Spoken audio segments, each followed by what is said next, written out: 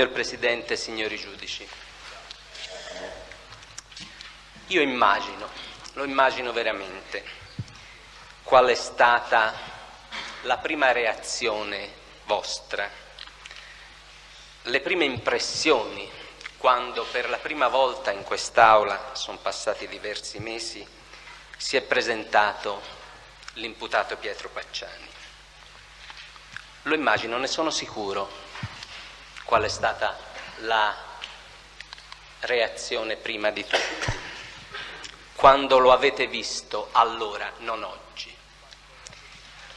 vi siete sicuramente chiesti voi, ma può essere questo signore l'autore di quegli 8 terribili omicidi?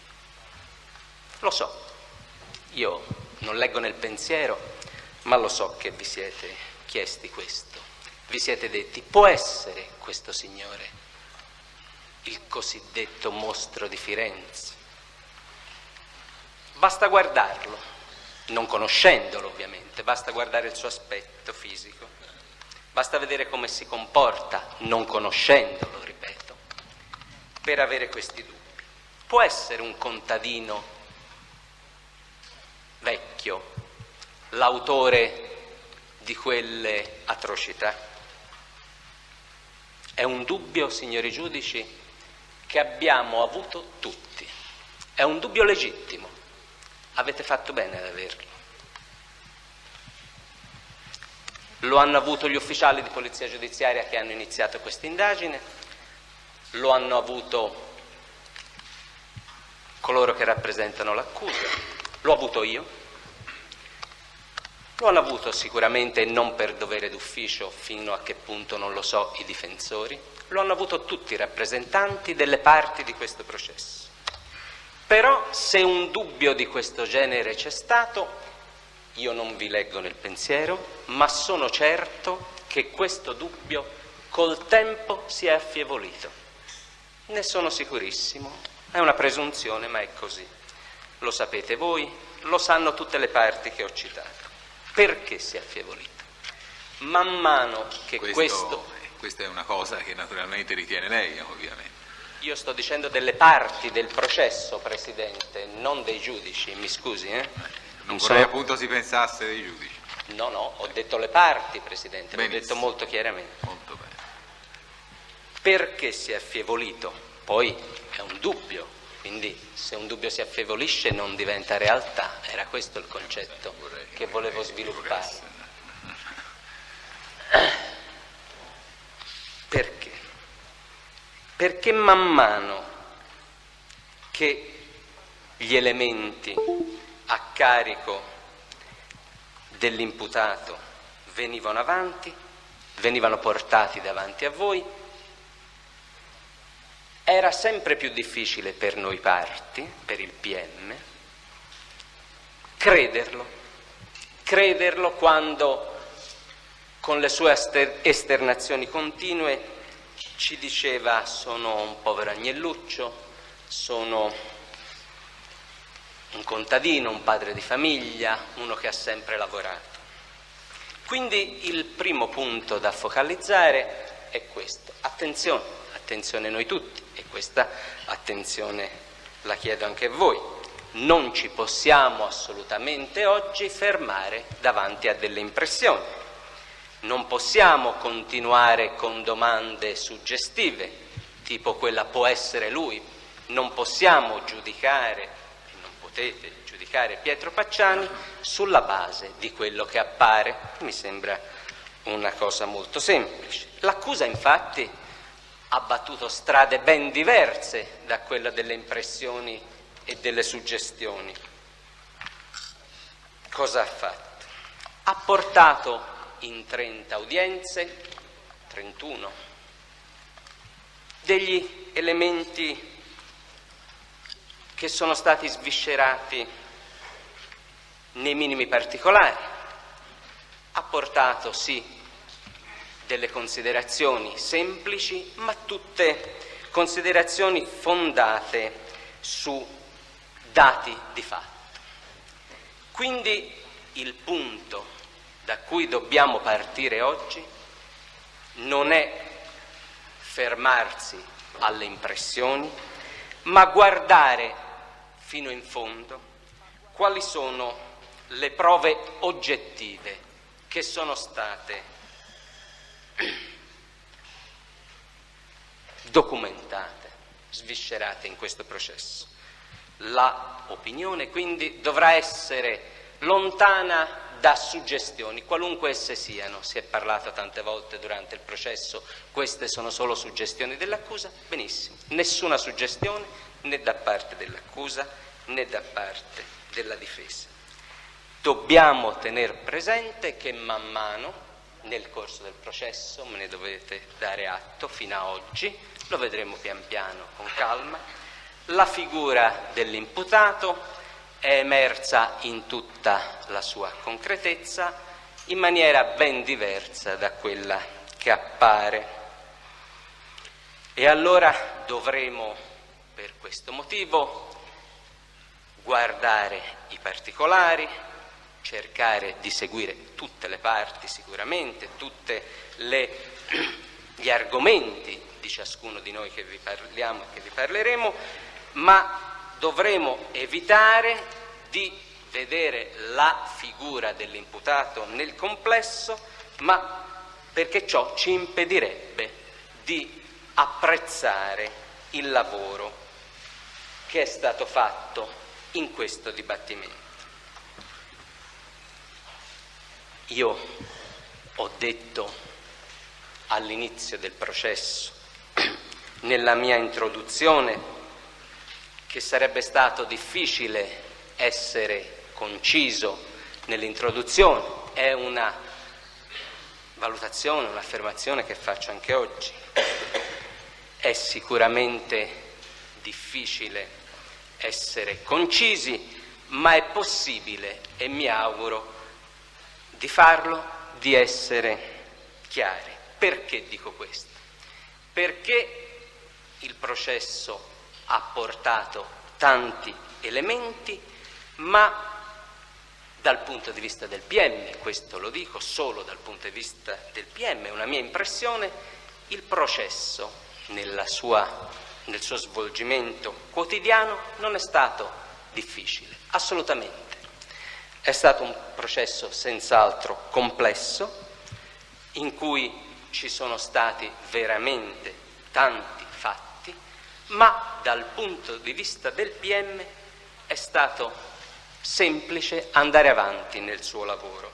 È stato semplice per il PM, è stato un andamento del processo lineare, devo riconoscere corretto da parte di tutte le parti, al di là dei normali scontri, battibecchi che abbiamo avuto, ma è un processo che si è improntato grazie alla mediazione di lei, signor Presidente, e all'attenzione continua di tutti i giudici, che ha permesso a tutti di andare avanti con linearità, di aggiungere ogni giorno qualcosa di nuovo a quelle prime impressioni. Ecco, questo è il punto fondamentale.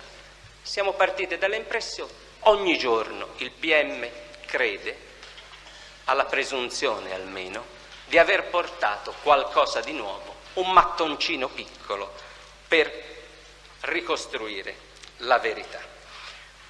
Dico anche che è un processo che fortunatamente si è svolto con il nuovo rito, con il rito accusatorio, perché è un processo che ha potuto giorno dopo giorno fornire, attraverso soprattutto l'escussione dei testi, quelle che erano le verità, quelle che erano le conoscenze dei comportamenti dell'imputato.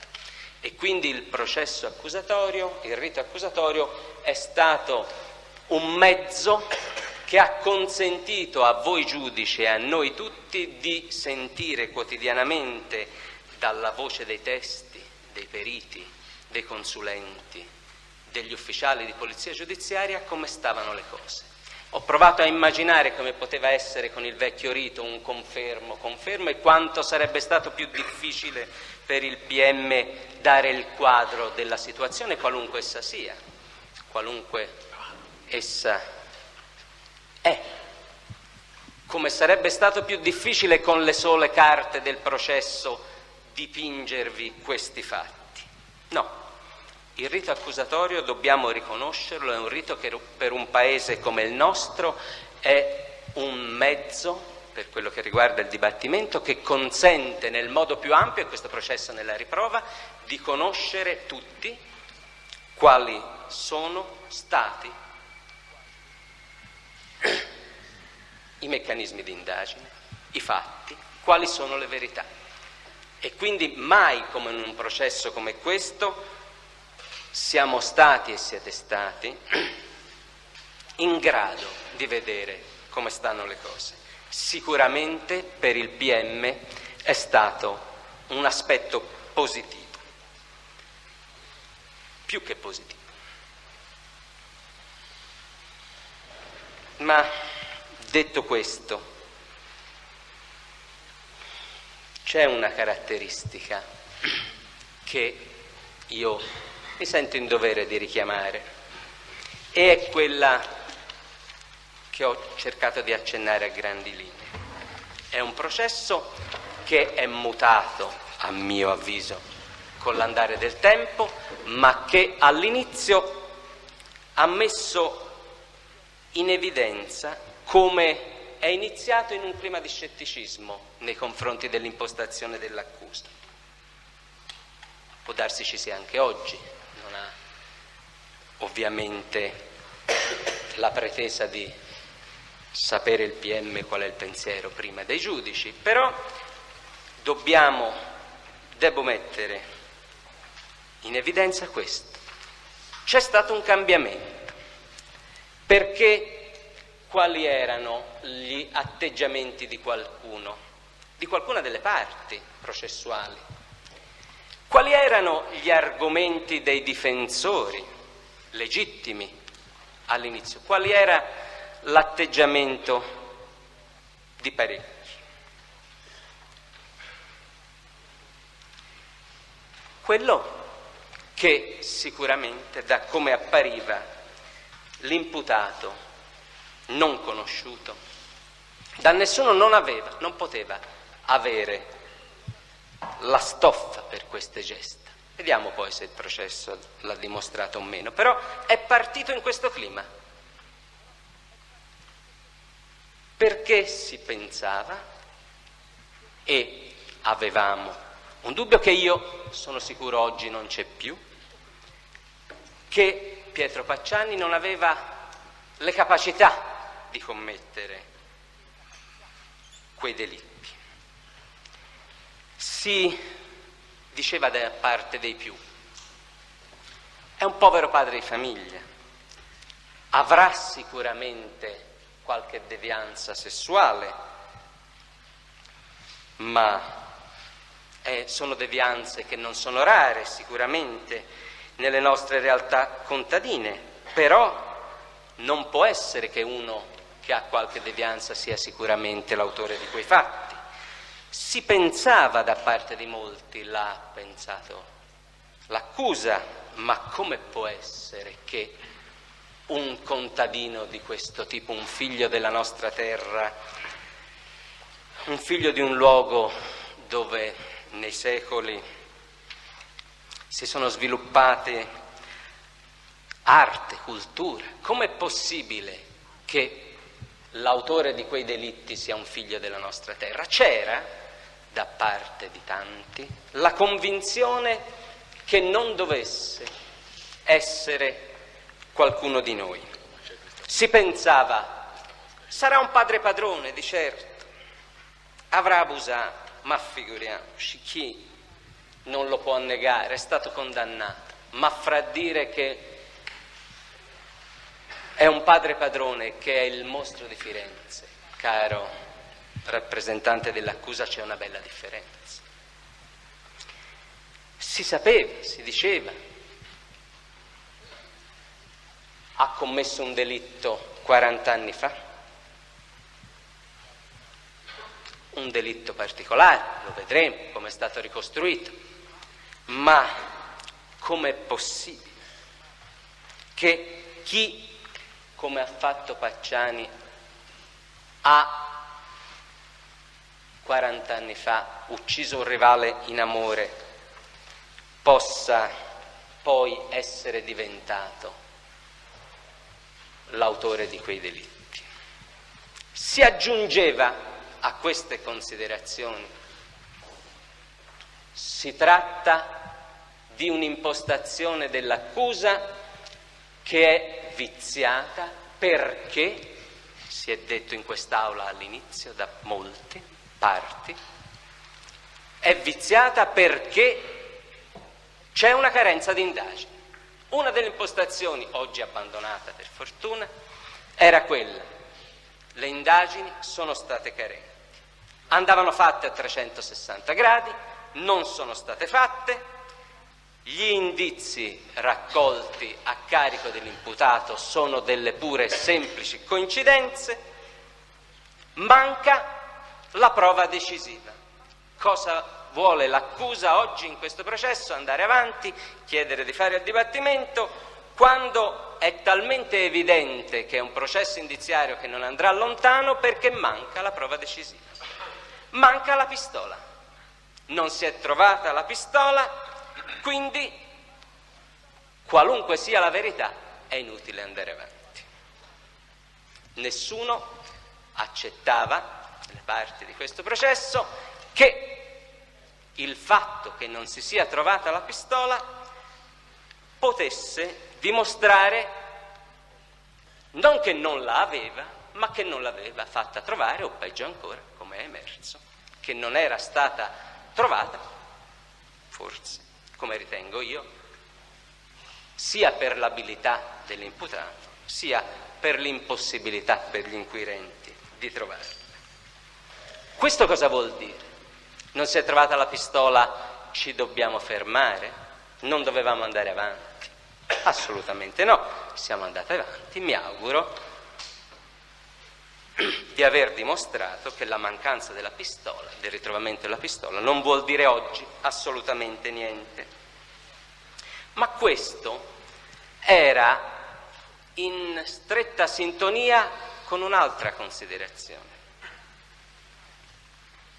che bisogna anche ipotizzare che più perfetto è il delitto, più bravo è l'autore, più è possibile che la sua abilità gli abbia consentito di nascondere tutti quelli che sono gli elementi a suo carico.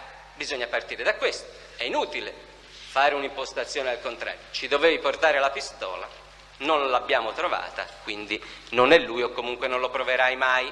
No, bisogna partire da un ragionamento inverso. Vediamo innanzitutto come sta la questione. Bisogna tenere presente che qualcuno, qualche esperto, giustamente, ha ipotizzato, secondo me con dovizia di particolari, guardate che è difficilissimo che in questo tipo di delitti l'autore confessi, che lo ammetta. Anzi, la cosa più possibile nei delitti seriali di questo tipo, con soggetti di questo tipo, la cosa più probabile, se mai dovesse avvenire, è che l'autore di questi fatti deciderà lui, se lo deciderà mai, di confessarli. Non accetterà mai di essere scoperto. Questo è un dato comune a questi fatti. Quindi bisogna, come siamo partiti noi, ipotizzare che il fatto che non ci sia confessione è strettamente legato al tipo di reati. In parole povere, siamo partiti da condizioni opposte. C'era chi diceva: è un processo indiziario, che non convince, non c'è confessione, dall'altra parte l'accusa che ha cominciato questo processo dicendo: un attimo, è vero, il dato di fatto è questo, può darsi che non abbia confessato perché è un tipo di autore in cui l'ultima cosa che farebbe l'autore è confessare, bisogna partire con un meccanismo diverso, cioè vediamo se è possibile ricostruire attraverso indizi, attraverso meccanismi logici indiretti, se l'autore è responsabile di questi fatti, perché se ci si arriva in un modo indiretto si può avere una prova convincente, si può arrivare anche senza confessione e senza che sia stata trovata la famosa pistola a esprimere un giudizio di eventuale colpevolezza, di responsabilità, in modo tranquillo. Ci si può arrivare indirettamente.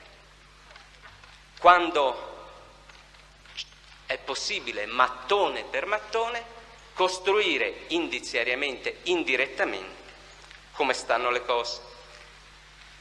Indizi dopo indizio, aumentarli giorno giorno, arrivare a un quadro generale che permetta di provare il fatto non direttamente con la confessione, non con il ritrovamento della pistola, ma con un procedimento logico, ammesso e consentito dal nostro codice, il principio del libero convincimento del giudice previsto dall'articolo 192 del codice di procedura penale, arrivare con un meccanismo logico a quella prova che non si è avuta con la confessione o col ritrovamento di un elemento fondamentale. Qualcuno in una situazione di questo genere ha tuonato, lo ricordate in quest'aula all'inizio, bene, accusa, ci hai portato qua Pacciani è un capro espiatorio. Tu, ci è stato detto, vuoi tirare fuori il vero autore servendoti di questo imputato. Per fortuna è un argomento che è stato abbandonato. Siamo pian piano entrati nel vivo e ci siamo messi a discutere sugli indizi a carico di Pacciani. Ci è stato detto all'inizio dai difensori, tuonato proprio, sono questi il clima in cui veniva detto. Avete trovato lui per placare gli animi, per placare la cittadinanza, questa città che cercava l'autore e voi non gliel'avete trovato in tanti anni. Avete trovato quello che ci si avvicinava di più e ce l'avete portato qua. L'avete fatto, ci è stato detto, per coprire gli errori passati, le sentenze di non doversi procedere per quelle persone che sono state accusate in passato. L'avete portato qua a Pacciani per dare soddisfazione ai parenti di quelle vittime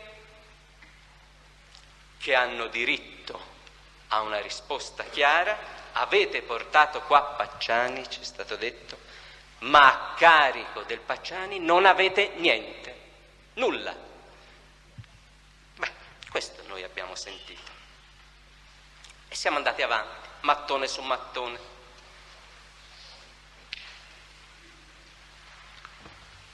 Perché, ci dicevano, solo portando Pacciani o chi per lui in aula, tu accusa riuscirai a far venire fuori quello vero. Boh, era un'impostazione, erano delle provocazioni. Per fortuna non è venuto fuori nessun altro. Vuol dire, questo è un dato, che intanto quegli elementi che all'inizio avevamo disegnato a suo carico sono andati avanti. Nessuno oggi si sogna più di dire che il Pacciani imputato era un mezzo per far scoprire quello vero. Il PM, davanti a questa impostazione giusta della difesa, ma a mio modo pretestuosa, cosa ha detto? Signori giudici, l'ho detto io molto chiaramente nella mia introduzione, Per carità, il PM, l'accusa, non è depositario di alcuna certezza. Nell'introduzione dissi: celebriamo il processo, vediamo, non prendiamo posizioni contrapposte. Aspettiamo, vediamo quali sono gli elementi che abbiamo raccolto giorno giorno.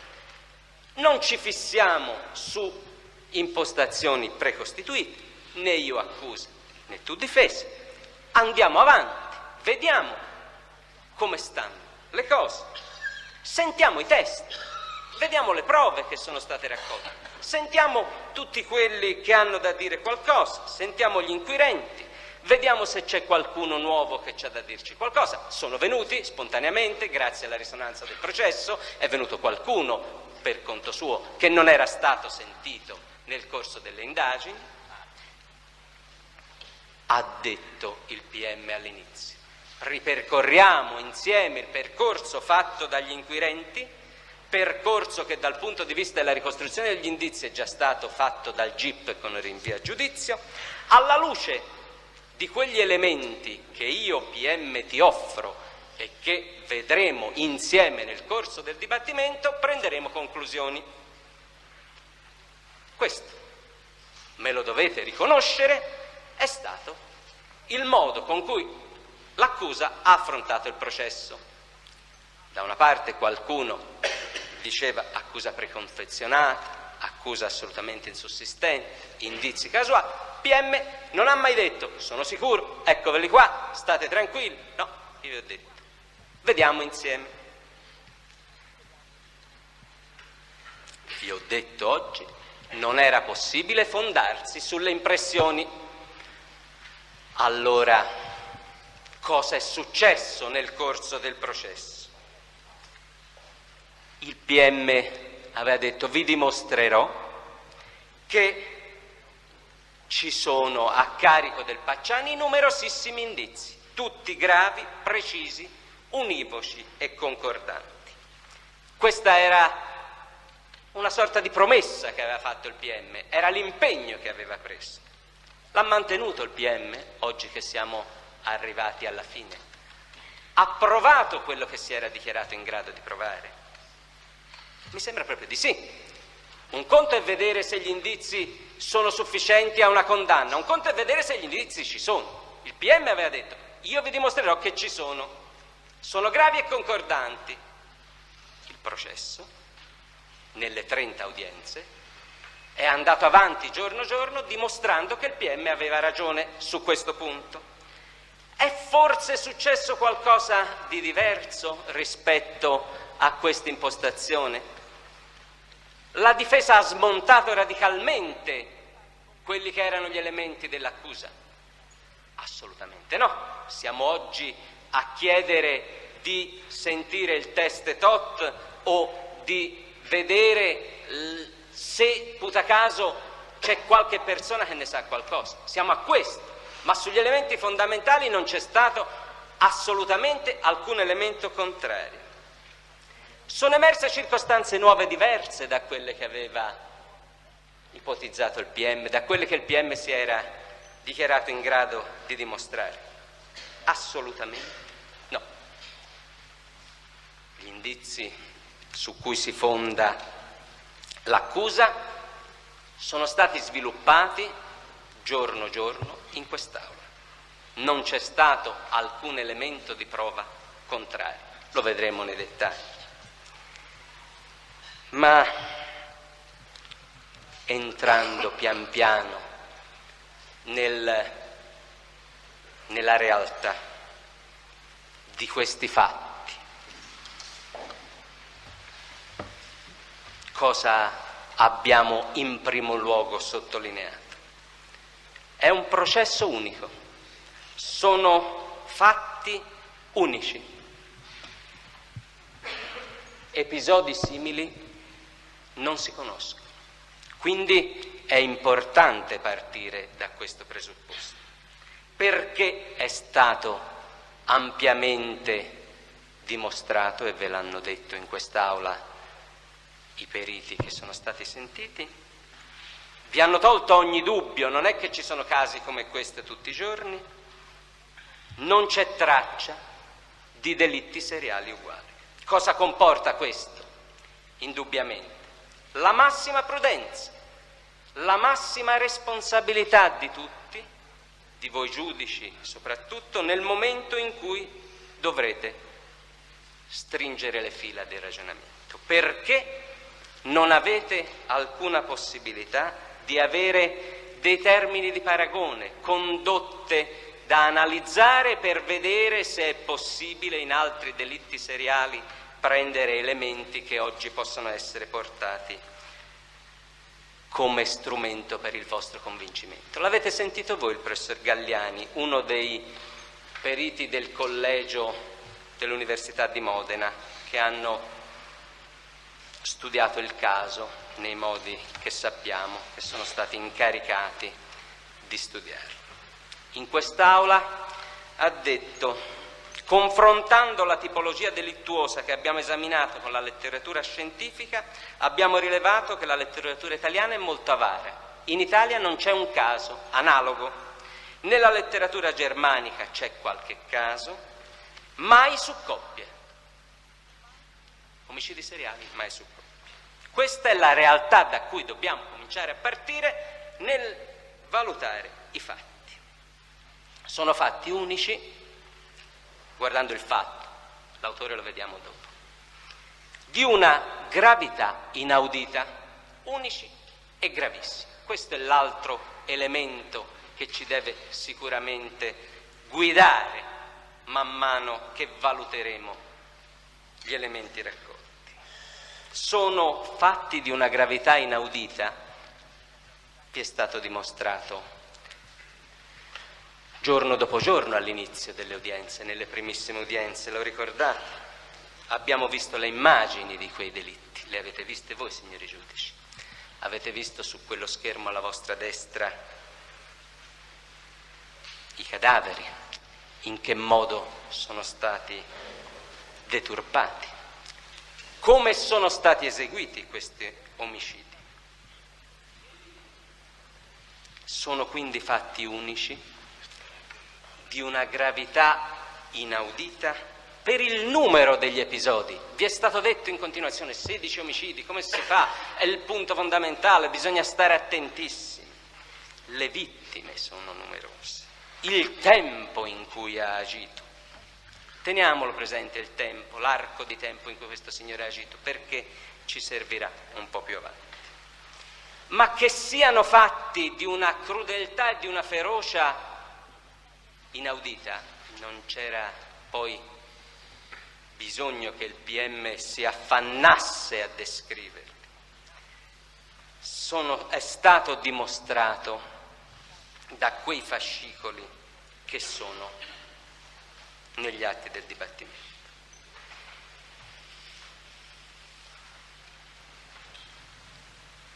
Ecco, questo è il nostro discorso principale. Davanti a un quadro che si delineava in questo modo, si è insistito sul fatto che Pacciani non poteva essere l'autore di fatti così gravi e si insisteva da parte della difesa. Ma scherziamo davvero? Voi non avete fatto le indagini come dovevate. Voi vi siete limitati a prendere un qualcuno che gli assomigliava e avete fatto 2 più 2. Vi è stato detto fino all'ultimo: qui il PM aveva tante piste investigative e le ha abbandonate. L'ultimo giorno di questo processo, prima dell'udienza odierna, vi è stato detto: lo abbiamo trovato noi. Una signora di Pistoia conosce una determinata altra persona, suo marito è il mostro di Firenze. Per carità. Così siamo andati avanti. Vi si è proposto che c'erano segnalazioni anonime. Si è continuato fino a oggi a inserire con ogni mezzo, fino a stamattina, segnalazioni anonime nelle quali si diceva l'autore è quella persona, è quel terzo, è quel quarto, è quello segnalato al giornalista. Basta vedere la lista testi iniziale. Io, davanti a questo tipo di segnalazioni, ho detto: guardate, negli atti del processo tutti questi fatti sono stati scandagliati ampiamente. Noi siamo arrivati alla convinzione che su queste persone segnalate, tantissime, non se ne devono certamente oggi qua ricordare nei nomi, negli episodi, ma davanti a un materiale di questo genere che continuamente è stato tirato fuori, rinverdito, come dire: ma cosa volete? Voi avete esclusivamente fatto un lavoro di collage, ce ne sono tanti, ne potete fare tanti come Pacciani. Noi abbiamo detto: guardate il nostro lavoro, non abbiamo trascurato alcuna pista. Vi abbiamo detto: guardate, punto fondamentale, dal 1985 si è cominciato a perquisire Pacciani. Da quel momento, quando Pacciani evidentemente ha saputo che qualcuno aveva cominciato un'indagine su di lui, non è avvenuto più alcun omicidio. Davanti a questo, ancora, sempre parlando di metodo, vi è stato detto in continuazione: ah, la polizia ha fatto questo, ha fatto quest'altro, attenzione, ha interrogato questo, ha interrogato più volte la stessa persona. Io credo che non ci sia bisogno oggi di spendere parole sul lavoro della polizia, perché l'avete visto da voi e quindi avrete tutta la possibilità di valutarlo. Noi vi abbiamo solo prospettato che il dato fondamentale da cui partire era che da quel 1985 abbiamo cominciato a tenergli gli occhi addosso. Altri occhi su altri li abbiamo tenuti aperti lo stesso, la polizia, ma non hanno dato alcun risultato. Ecco, un elemento che insieme a quelli sul tempo che vedremo fra un po' vi devono un attimo tenere quantomeno attenti per vedere di valutare.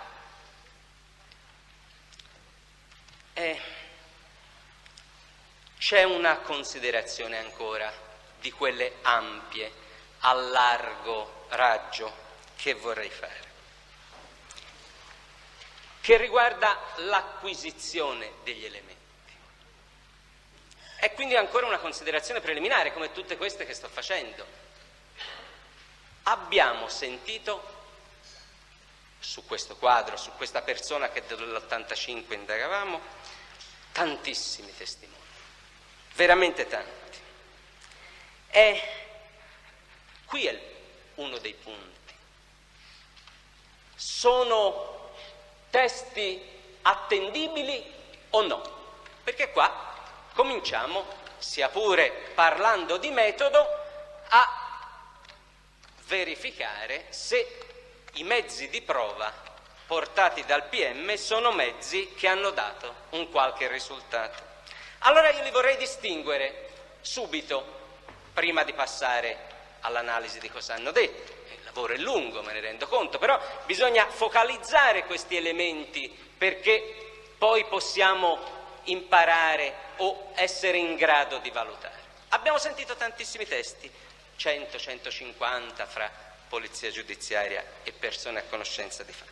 La maggior parte di questi testi, me ne darete atto, sono stati più che attendibili, perché sono stati sicuri per quello che hanno deposto, circostanziati, leali, corretti, la maggior parte disinteressati. Ecco la prima distinzione. Testi sentiti, i disinteressati e i cosiddetti a mio modo interessati, perché la considerazione è questa: i testi sono stati tanti, bisogna dividerli, tantissimi disinteressati che ci hanno detto cose più che credibili, alcuni assolutamente non attendibili. Quali sono quelli non attendibili, a mio modo di vedere? Coloro che sono più vicini a Pacciani.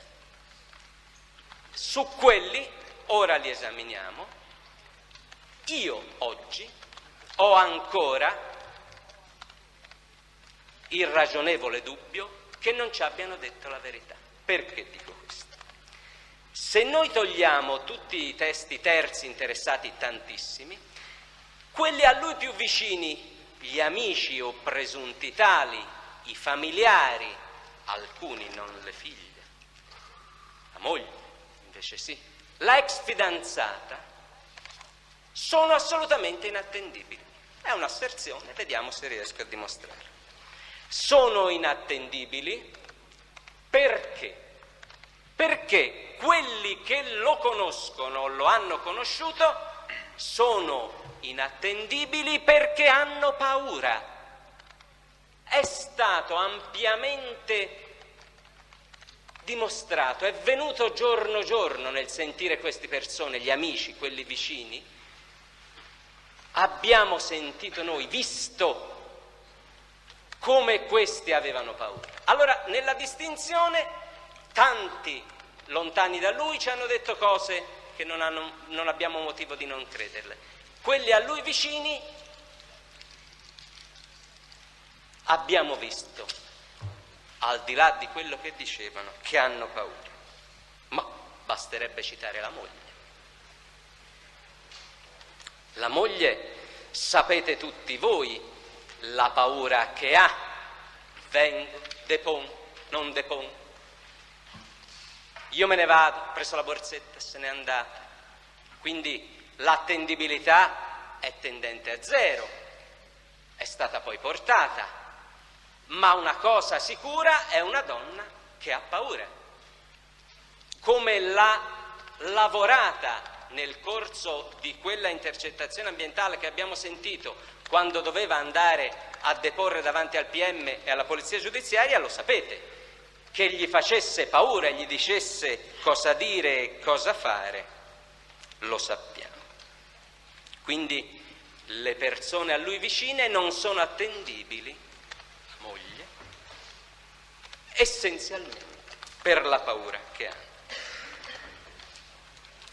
Identico discorso si può fare per gli amici. Ma vi ricordate come si è presentato davanti a voi l'amico del cuore, il Vanni Mario? Non si era ancora seduto e ha cominciato a gridare. Io andavo a fare le merende. Ci abbiamo riso tutti se era una cosa da ridere. Cosa ha aggiunto? Di giorno.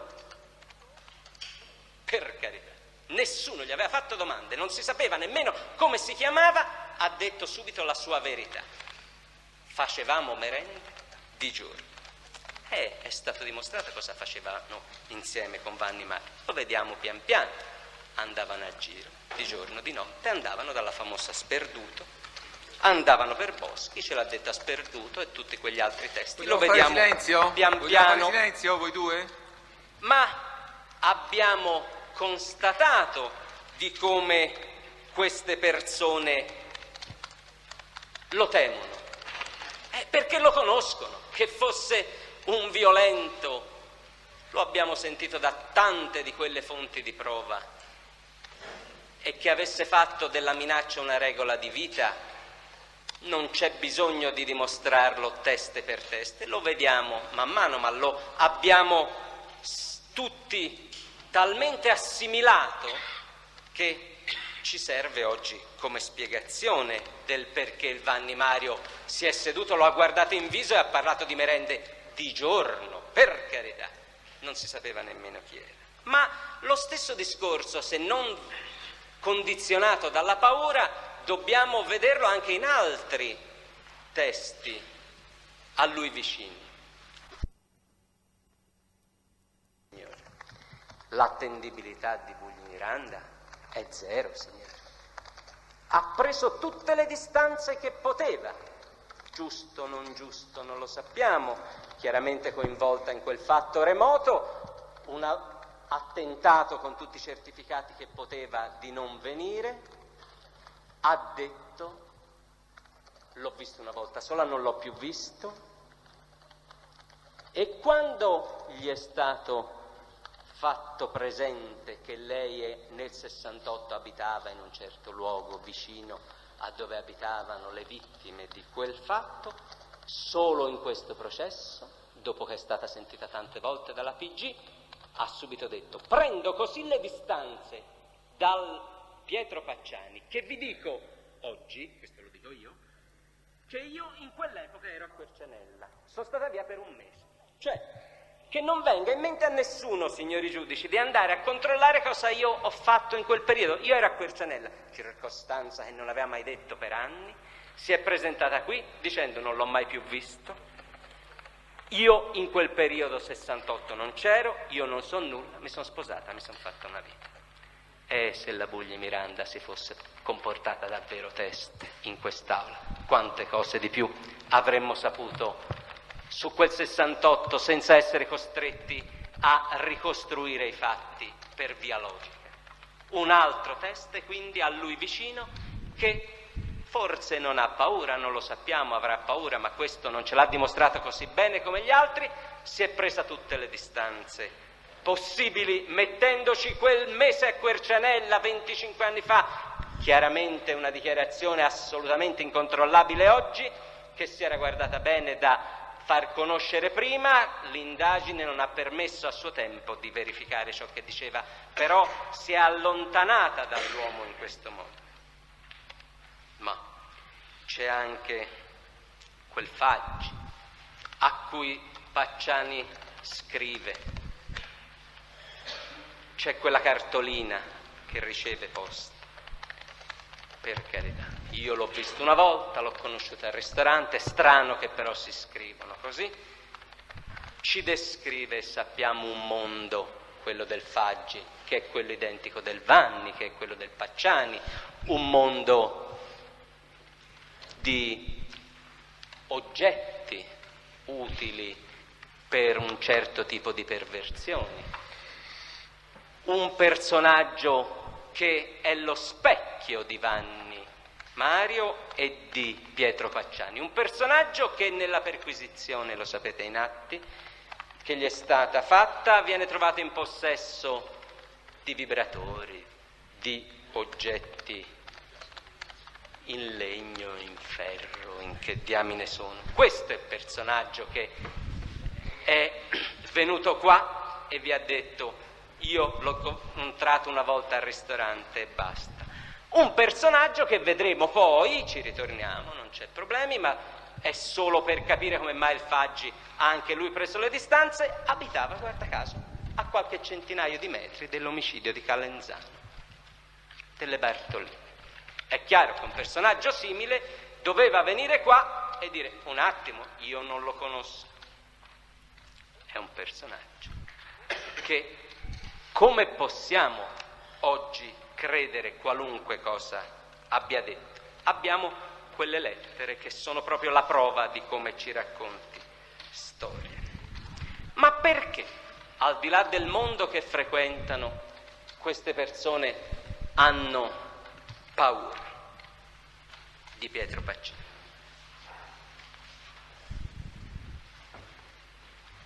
Ma perché sanno che è un violento, perché sanno che è un uomo forte. Ma prendiamone un altro di questi personaggi, prendiamo quel Brunigino. il quale Brunigino, coinvolto dai signori Cairoli per la storia della pistola che vedremo, ma ora esaminiamo solo il Bruni dal punto di vista dell'attendibilità, il quale 20 anni fa viene picchiato, poi l'ha ammesso qua, da Pacciani, si presenta all'ospedale 20 anni fa e dice: sono caduto da un albero. Questo è il personaggio Bruni che oggi viene a parlarci di quella pistola che vedremo fra un attimo. È un altro personaggio ottantenne che si presenta davanti a voi dimostrando come la paura che ha addosso è talmente forte da negare finché può che quelle lesioni che gli hanno condizionato la vita, perché ha un impedimento al rene, è un personaggio che è stato un mese in una clinica all'ospedale a Pontassieve e disse: sono caduto in un albero. Oggi qua, 25 anni dopo, 20 anni dopo, ha detto: mi picchiò Pacciani. Per tutta una storia. Vedremo.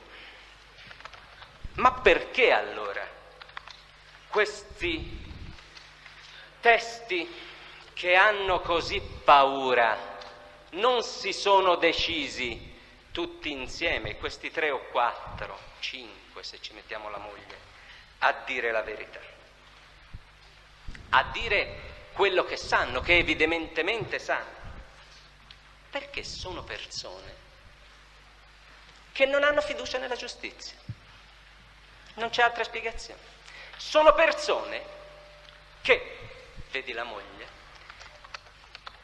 sono amici, vedi Vanni, vedi Faggi, vedi Bruni che sicuramente l'ha saputo, che sanno che Pacciani, autore di quel po' di delitto che è del 51, autore di quei fatti ai danni delle figlie, ha avuto sì processi, ma è tornato presto, troppo presto a casa, dico io.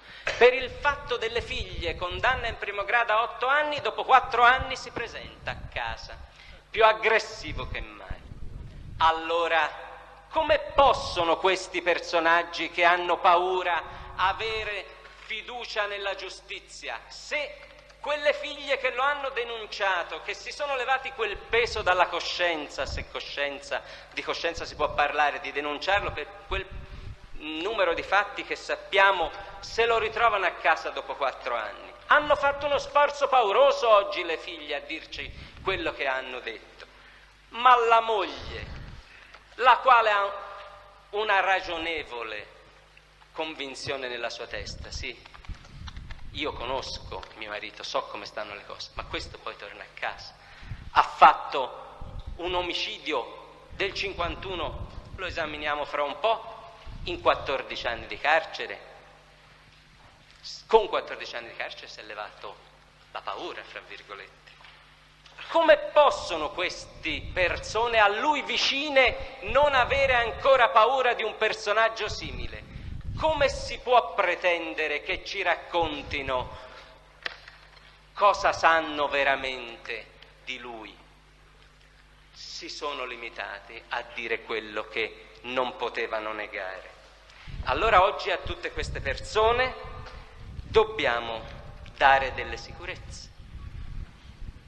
Non possiamo pretendere, come è avvenuto, che persone terze vengano anche da lontano a dirci fatti importanti ma tutto sommato marginali, che le persone che lo conoscono, che sanno veramente come stanno le cose, come possiamo pretendere che ci dicano tutto? Questi non ce lo diranno mai in questa situazione.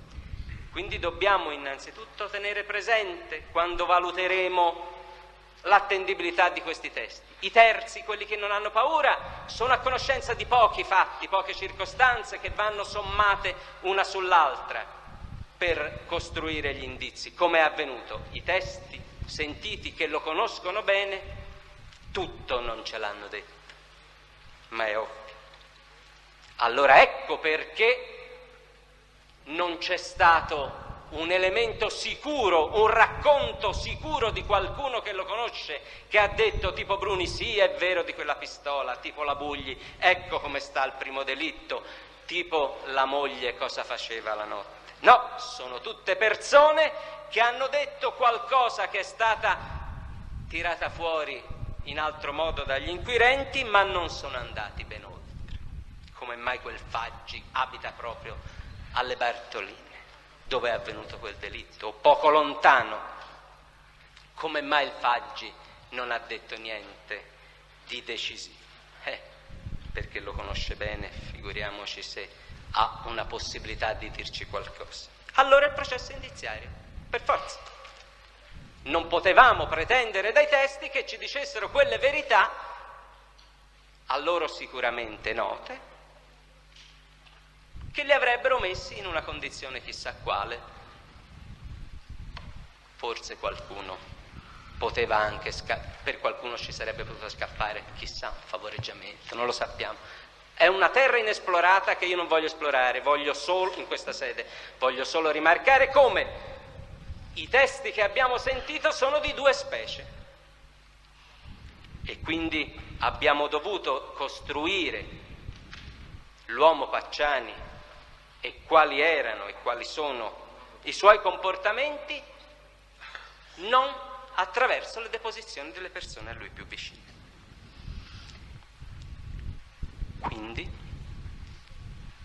è ovvio che gli indizi sono tutti non indizi che sono, sotto il profilo della provenienza, decisivi e importanti perché sono stati costruiti da lontano, pian piano, sedimentando un dato sull'altro. Quindi sono elementi che si sono sommati. Non abbiamo mai avuto la possibilità di dire ecco la testimonianza decisiva, perché quelli a lui vicini non parlano. E questo è un dato inequivocabile, signori.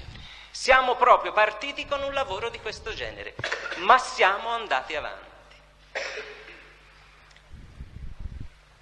Qualcuno ha cominciato e ha detto guardate, nonostante questo tipo di lavoro, questi indizi raccolti sono circostanze occasionali, sono fatti che non hanno niente di sicuro, sono elementi talmente lontani e indiretti che non possono dimostrare nulla. Poteva capitare a chiunque. No, un attimo, vediamoli, li vedremo fra un po'.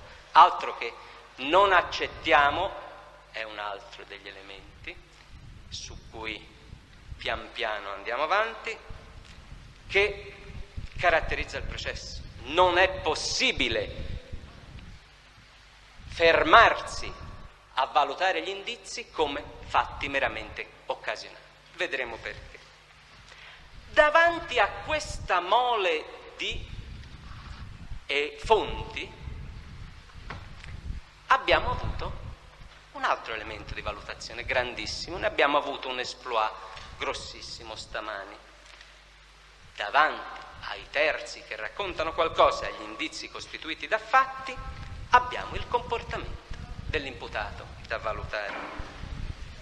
È un comportamento che per me non è decisivo come responsabilità, ci mancherebbe, non si può valutare una responsabilità da un comportamento, ma è un comportamento che parla da solo e che dimostra sicuramente che Pietro Pacciani nasconde qualcosa di sé.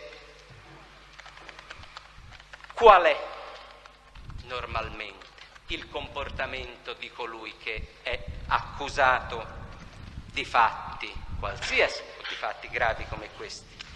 Cosa fa l'innocente?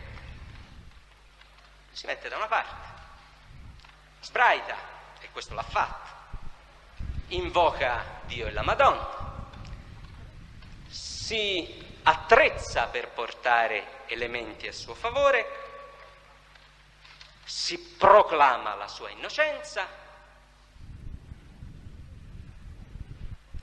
e si mette nella condizione di dire la verità verrà a galla, è inutile che mi sbattezzo in un modo o in un altro, prima o poi se sono innocente verrà provato, ma tiene un comportamento che non è certo quello di Pacciani. Mi spiego.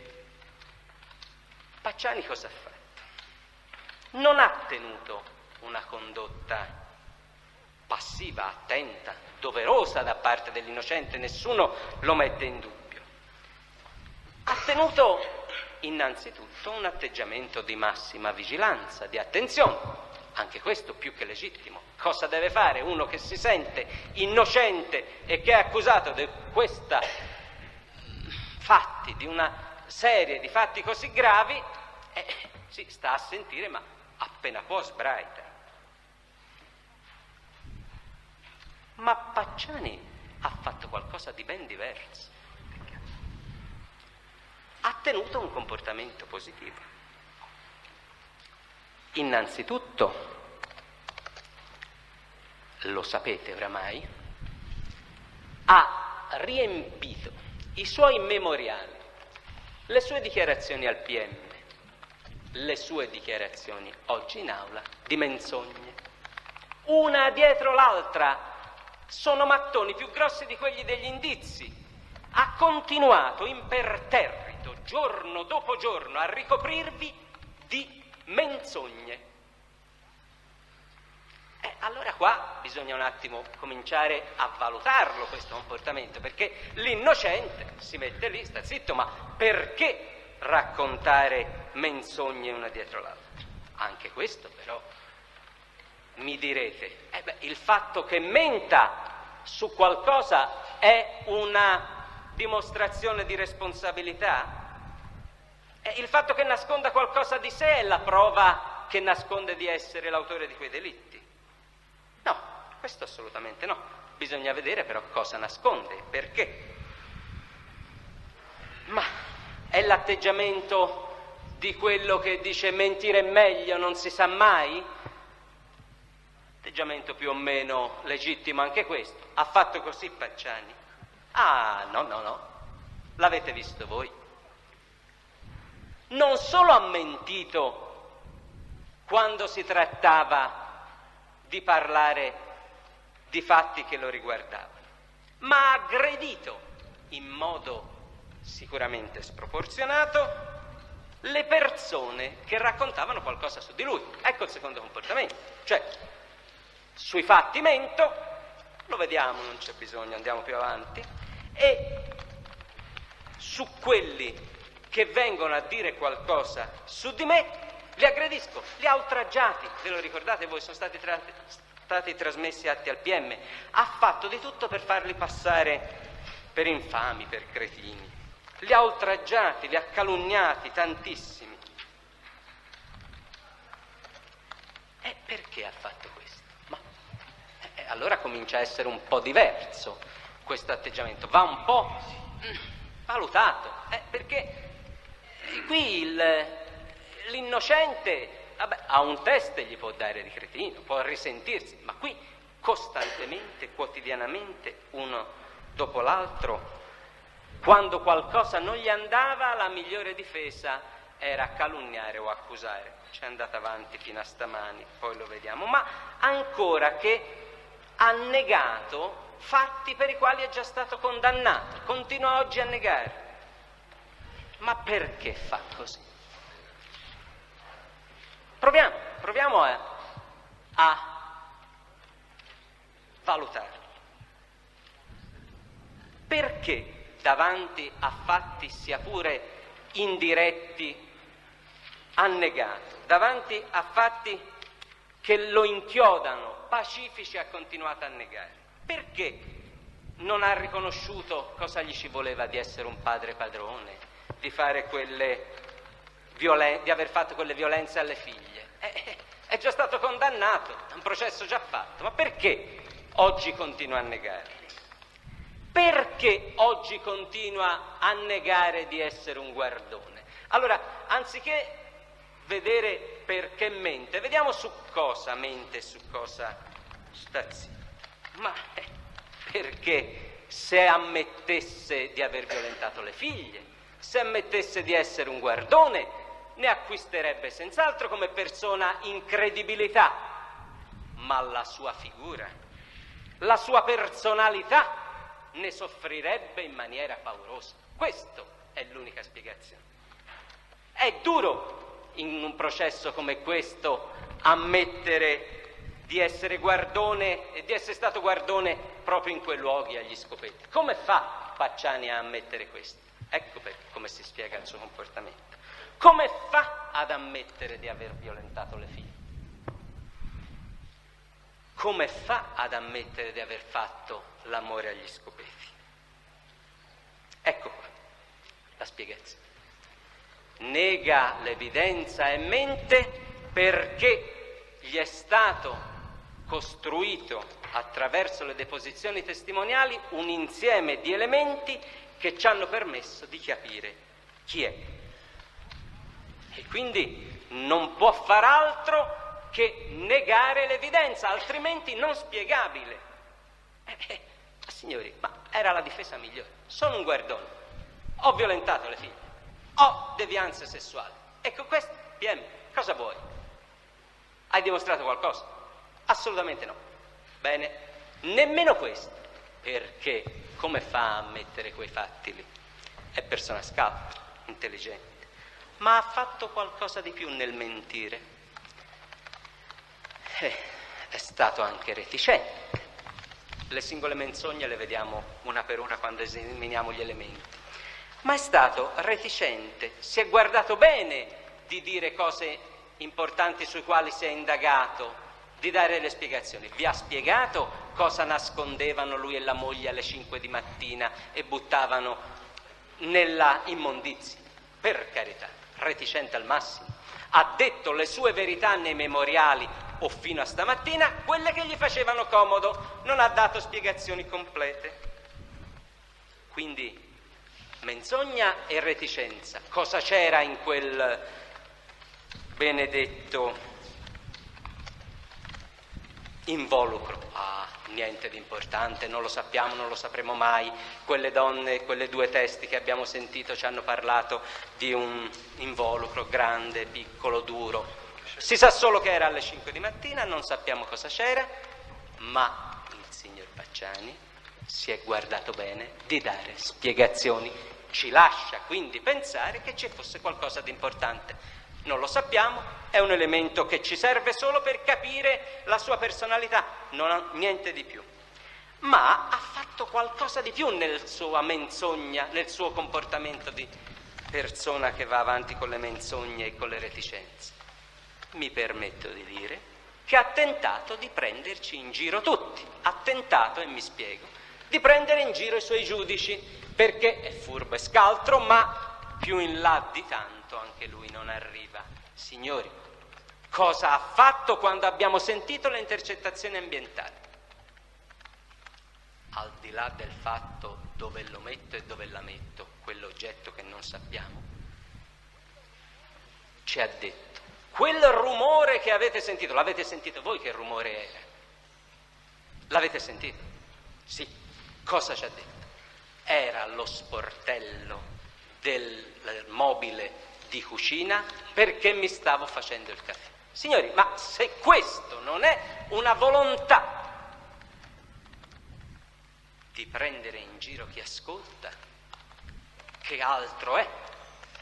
Pretendere che i suoi giudici e tutte le persone in quest'aula, davanti a quei rumori assordanti che avete sentito, lo credano nel pensare che si tratti dell'armadietto per la tazzina del caffè, è proprio un pensare che davanti a lui ci sono persone disposte a crederlo, non dico altro.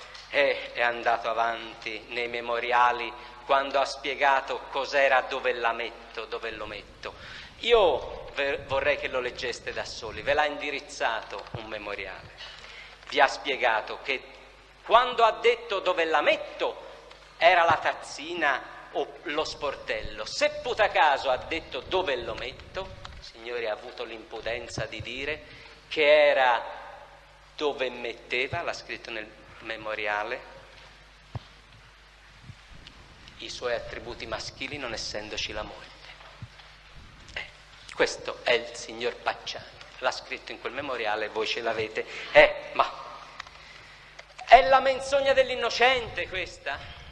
È l'atteggiamento di colui che non ha niente da temere? È uno spavaldo. personaggio che stamattina è venuto a dirci, attenzione perché secondo me è ancora una chiave di lettura del suo comportamento. Signori giudici, mi hanno fatto tanti trucchi, hanno detto tante bugie. Le bugie hanno le gambe corte sostanzialmente, una volta sono dette in un modo e una volta in un altro. Questo è quello che pensa. È venuto a pontificare qua e l'ha fatto lui. Vi ha detto stamattina, signori giudici, io il Nesi lo conosco bene, è uno che aveva una filatura che portava i giovani di qua e di là, spendeva 50.000 lire, è uno che lo chiamavano la ciuca. Non si ricorda che ha detto una bugia diversa? Sapete, vi ricordate cosa ha detto? Andatelo a vedere. Ha detto, quando ha visto il Nesi che venne qui a dirgli ti ho visto quella sera agli scopetti, ha detto io il Nesi non lo conosco. Le bugie hanno le gambe corte. In questo dibattimento lui stesso prima ha detto il Nesi non lo conosco, si è alzato dicendo cosa vuoi da me, l'ha oltraggiato, non ti conosco. Stamattina ci ha descritto tutti i particolari della vita del Nesi. Questo è il Signore che vi parla di bugie a carico di terzi. Ma l'ha fatto ancora, l'ha fatto per quello che ha detto l'ha sperduto. Stamani vi ha detto l'ha sperduto, l'ho conosciuta a quel determinato ballo a Monte Ridolfi, il ballo che noi sappiamo, ma cosa ha aggiunto? Io con quella signora la conobbi, la feci, se non ho capito male, bere un po', tentai di farci qualcosa, spesi dei soldi, la andai a trovare, gli comprai questo e quest'altro. Era una persona che conoscevo, sicuramente la conosceva. Voi avete sentito la quantità di testi che ci hanno spiegato in quest'aula, poi lo vediamo, come e perché conosceva l'ha sperduto, perché frequentavano insieme al Vanni casa dell'ha sperduto, cosa andavano a fare, comprese le minacce al marito, ci andavano con le 500, sono stati tantissimi. Andate un attimo a vedere cosa ha detto dell'ha sperduto in quest'udienza, in quest'aula, non stamattina. Dice nell'udienza del 24 maggio, senta signora, dopo il ballo lei voleva ballare, abbia pazienza, grazie lo stesso, la mandai a quel paese, l'ho vista una volta sola, ci aveva detto. Ecco le bugie che continua a dire, non se le ricorda nemmeno lui. Chi l'ha mai conosciuta lei? La aggredì. L'ho conosciuta una volta al monte, io ho la mia moglie, non l'ho mai tradita. Stamani addirittura ha detto che ha speso soldi per tradirla e non c'è riuscito. Eccoci, questo è Pietro Pacciani. Noi quindi, è questo che voglio sottolineare, non possiamo assolutamente crederlo quando per quella infinità di volte che voi sapete ha tentato in tutti i modi di smontare gli elementi a suo carico o di far passare gli altri per truccatori, per falsi, per calunniatori. Eccoci, questo è il nostro personaggio. Uno che mente in continuazione e non si ricorda di una menzogna diversa che ha detto in questo stesso dibattimento.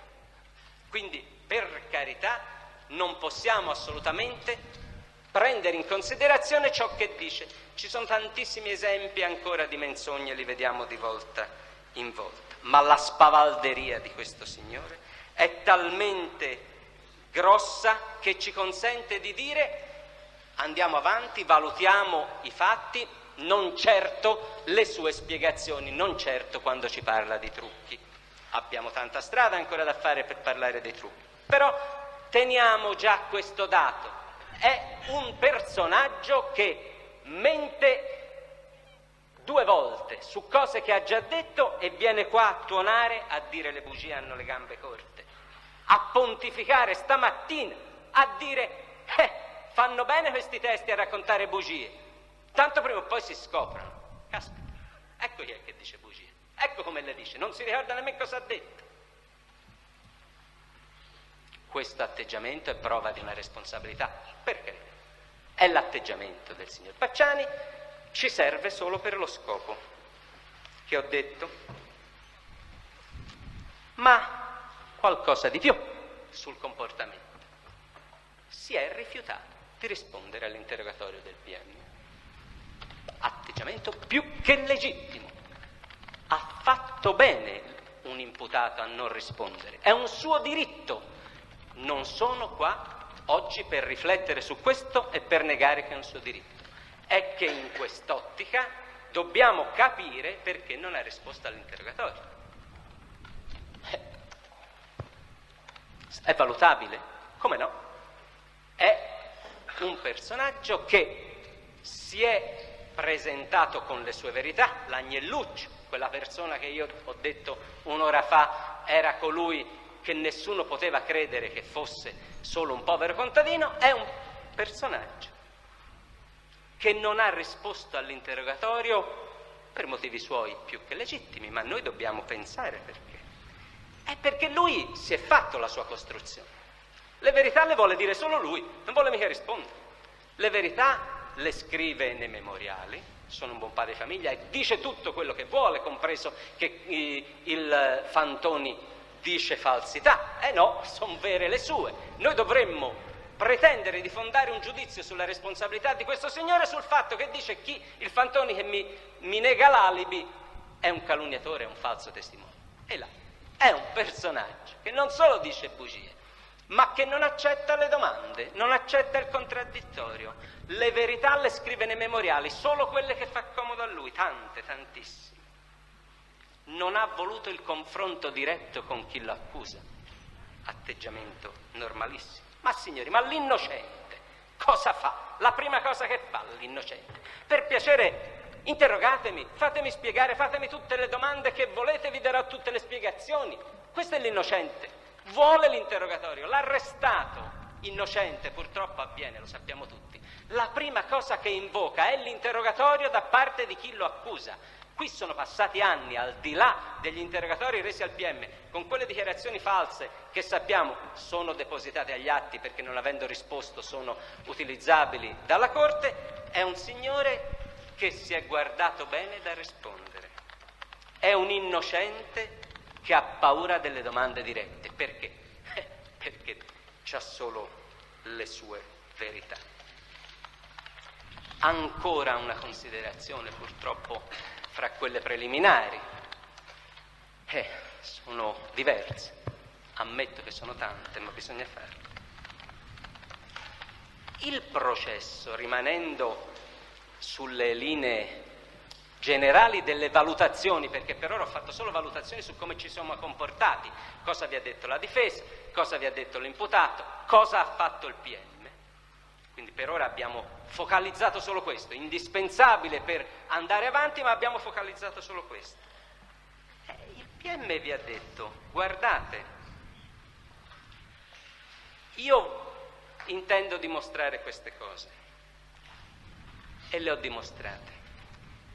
Il dibattimento verificherà lo spessore quotidiano degli indizi, ma io PM sono disponibilissimo a che nel processo vengano fuori elementi nuovi. Ma sono venuti elementi nuovi, ma nemmeno uno a favore dell'imputato. Anche questo, signori, facciamo valutazioni preliminari, ma teniamolo presente. Il processo si è svolto, il dibattimento giorno dopo giorno, con la costruzione accusatoria del PM mattone su mattone, ma gli elementi nuovi che sono emersi sono tutti elementi nuovi ulteriori a carico di Pacciani. Mi riferisco alle testimonianze di quelle persone nuove che sono venute e che ci hanno detto cose importanti, mi riferisco alla sorella del Maier che ci ha portato anche altre matite, che ci ha portato elementi ancora di valutazione. Il processo ha portato fatti nuovi, ma tutti paurosamente a carico dell'imputato. Anche qui il difensore, appena si è presentato un teste, si è alzato, ha tuonato, e là, è possibile in questo benedetto processo tutti i giorni viene qualcuno, dice qualcosa di nuovo e io difensore non posso fare niente? Questo vi ha detto il difensore, il collegio dei difensori. Non posso fare niente perché vengono testi nuovi. Non era la stessa condizione in cui si trovava il PM. Chiunque veniva a portare fatti nuovi era il bene accetto. ma il difensore tuonava perché venivano quotidianamente testi contro Pacciani. Non ne è venuto uno a favore. Quando il PM vi diceva all'inizio io sono prudente, vedrò, facciamo il dibattimento, vedremo, alludevo proprio a questo. Può darsi che venga un test vero e falso, o falso, che io PM valuterò, che dirà, beh, cosa volete, io la sera del 9 di settembre dell'85 ero con Pacciani, eravamo a cena lì, eravamo a fare cose che magari eravamo a fare un furto, non lo so, qualsiasi cosa, ma non eravamo certo agli scopetti. È venuto un test nuovo che ha detto queste cose, è venuto qualcuno a fargli l'alibi. Il PM aveva ragione, stiamo a vedere cosa succede, non prendiamo conclusioni affrettate. Non è venuto un test, e dico uno, poi li esaminiamo, a favore di Pacciani. E questo vorrà dire qualcosa. Allora cosa ha tuonato a fare il difensore? Il processo è fatto apposta per questo. Chiunque ha da dire qualcosa che non è stato sentito nel corso delle indagini può venire. Persino gli amici si sono guardati bene da dire noi lo conosciamo, eravamo con lui. Hanno preso le distanze, hanno parlato di sole merende pomeridiane. Non c'è uno che abbia detto una di quelle sere ero con lui. Per forza, signori. Cosa doveva dire uno degli amici di Pacciani? Cosa poteva dire? Chi era con lui, se qualcuno c'era, se esisteva qualcuno che gli poteva fare un alibi? Altro che il Fantoni. Non si è certo presentato, non so se esiste, non mi interessa saperlo oggi, però io a questo alludevo quando dicevo facciamo il processo, vediamolo tutti insieme. E quindi cosa mi si è detto a fare? Giustamente la Corte ha smorzato subito questa opposizione, ha ammesso tutti. Ben fatto, ha fatto benissimo, poteva venire chiunque, anche stamani testi nuovi, ma non ha nessuna importanza. Ma non ne è venuto uno a favore. Lo vogliamo valutare quando sarà il momento. Questo è il quadro generale che ci ha portato a valutare gli elementi a carico di questo signore. Quindi passiamo al fatto, perché i fatti omicidio hanno sicuramente occupato tantissime udienze. Sono fatti che io ho cercato di ricostruire in questo dibattimento con il criterio cronologico. Una volta presente qual è stato il metodo, ha un senso oggi che il PM vi venga a dettagliare i fatti? Probabilmente i dettagli no, assolutamente, però qualcosa sui fatti, cioè sugli omicidi, dobbiamo dirlo, dobbiamo rilevarlo, perché sono fatti, sono elementi che ci servono per giudicare l'autore. Quelle condotte vanno viste. Cosa c'è da sintetizzare oggi? Perché le condotte, che dovranno essere sempre tenute presenti nel momento in cui dovrete giudicare i fatti, perché sono condotte aberranti, sono fatti che sono più o meno tutti uguali. Sono stati sviscerati fino in fondo in quest'aula. Abbiamo visto tutti quelle fotografie, abbiamo sentito delle scene dei delitti, abbiamo sentito gli autori delle perizie medico-legali, abbiamo sentito gli autori di quei sopralluoghi. Questi fatti ci servono non per mettersi qua a rivederli uno per uno. Se avete dei dubbi avete i fascicoli, li potrete vedere quando volete, ma passare a esaminare il fatto, i fatti, serve solo per evidenziare quello che è stato chiamato la dinamica materiale del delitto. Più modestamente l'operatore del diritto vi dirà per esaminare l'elemento oggettivo.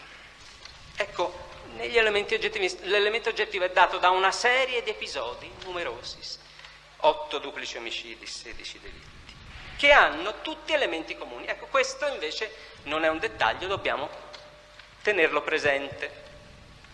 Abbiamo già a fondo esaminato nel corso del dibattimento, ma sono gli elementi comuni che legano questi omicidi. Sappiamo che c'è ben altro che li lega, però sono questi elementi che nel corso di quelle audizioni dei periti medico-legali e degli ufficiali di PG abbiamo messo in evidenza.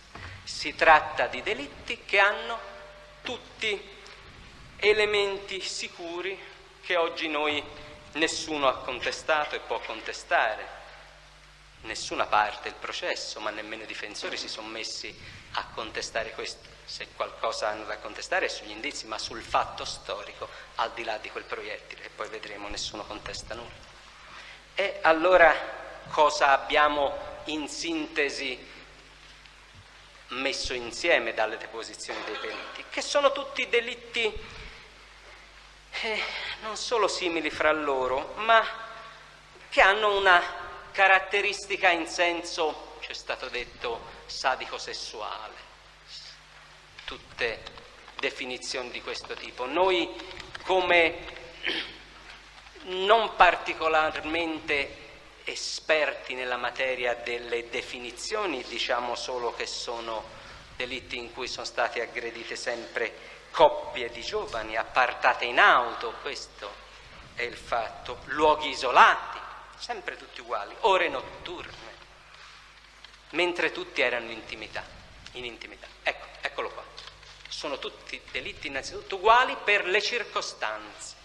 Sono delitti che voi avete visto quelle foto. Io penso che se non fosse stato per il tipo di auto si poteva confondere un delitto dall'altro, purtroppo, tanto sono uguali. Quindi è inutile ricostruire le dinamiche, lo abbiamo già fatto oggi, perché non ci sono dubbi. L'ha fatto il professor Maurri ripetutamente, colui che ha fatto praticamente tutte le autopsie, al di là di quelle delle vittime del 68. È una ricostruzione talmente completa su quelle lesioni che io oggi non affronto questo argomento, non ho motivo, al di là di venire qua a focalizzare solo alcuni aspetti. E dico le lesioni perché questo è importante, sono tante. E sono lesioni, come avete visto, di due tipi. In numerosi casi, in tutti, c'è lesione da pistola. I colpi sono tantissimi, si va da un minimo di 7 colpi nell'omicidio dei tedeschi ad un massimo di 10 colpi repertati ovviamente nell'omicidio dell'81 a Calenzano Baldi Cambi, quindi sempre parecchi colpi di arma da fuoco, ma c'è anche l'uso di un coltello. E anche qui il numero delle coltellate, stiamo esaminando il fatto, è veramente vario. Si va da un massimo di 97 ferite da coltello a Stefania Pettini nel 74 a un minimo di 3-4 coltellate per ciascuna vittima in parti diverse, al collo, alla schiena, al cuore, e in più le scissioni che caratterizzano le vittime femminili. Allora, un altro dato, oltre quello che lega gli omicidi per i luoghi e per le condizioni oggettive, è quello relativo alla duplicità dell'azione lesiva. È un dato che vorrei già da questo momento che fosse ben presente alla nostra attenzione. Al di là di quei casi in cui ha usato solo la pistola, o perché c'era il bambino nel 68, o perché i tedeschi erano 2 uomini, o perché la macchina a Montespertoli rimase a metà strada e quindi si usò anche in quel caso solo la pistola, negli altri omicidi, quelli più caratteristici, c'è la duplicità dello strumento lesivo. È un elemento su cui io chiedo a voi la massima attenzione, memoria. Tenetelo presente, perché l'autore di questi fatti, stiamo parlando di fatti, ha usato sempre un duplice elemento lesivo, duplice azione. È un elemento importante, forse più di quello che pensiate. Mi spiego. Perché è una condotta, quello di usare due strumenti nell'omicidio, piuttosto rara, dalle nostre parti molto rara. Ora vediamo. Allora, se noi abbiamo focalizzato luoghi, coppie, questo è il tipo di delitto, duplicità di strumento lesivo, vogliamo vedere come nella analisi di polizia, al di là di quelle che sono state le valutazioni dei periti che vedremo dopo, sono state caratterizzate queste condotte lesive con quel massimo di 97 coltellate. I punti fondamentali che io riassumo ora, soltanto non ho interesse a andare nei dettagli, ci portano a dire duplicità di strumento lesivo, punto fondamentale. L'azione però è andata di volta in volta, delitto dopo delitto, migliorando, se non fosse un termine anomalo dire che migliora la tecnica di un omicida. Cioè man mano vediamo che l'arma da fuoco è sempre più incisiva e da un'arma che serve per fermare diventa un'arma per uccidere, cosa che dimostra come da un primo momento in cui conoscevasi l'arma da sparo ma non a sufficienza, è arrivato a un momento in cui la conosceva meglio, tranne quei due delitti in cui ha ucciso a coltellate, poi li vediamo nel 74 e nell'85. La Pettini è stata uccisa col coltello, il giovane francese Craig-Evili è stato ucciso col coltello. Quindi vediamo che usa due strumenti lesivi, pistola e coltello, ma dimostra all'inizio di non essere una persona particolarmente esperta, tant'è nell'uso dell'arma da fuoco, tant'è che nel secondo delitto, quello del 1974, è così poco esperto nell'uso della pistola che finisce i colpi su uno dei due, sull'uomo, e è costretto, fra virgolette, a uccidere con il coltello la giovane Pettini.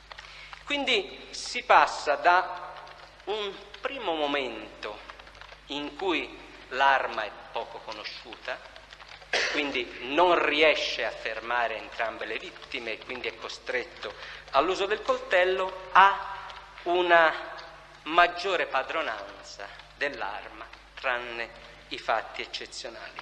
Ma una cosa è certa: l'arma da sparo la conosce, ma è sicuramente più esperto con l'arma bianca, con l'arma da taglio. È proprio un dato che viene fuori, ce l'ha messo in evidenza il professor Maurri. Io mi permetto di sottolinearlo. È una persona che riesce con il coltello a ammazzare qualcuno, al di là del fatto che il coltello gli serve per le scissioni. Cioè riesce in due casi a uccidere con il coltello. La Stefania Pettini e il giovane francese li ha uccisi col coltello, dimostrando una padronanza paurosa del coltello. Allora, cosa possiamo dire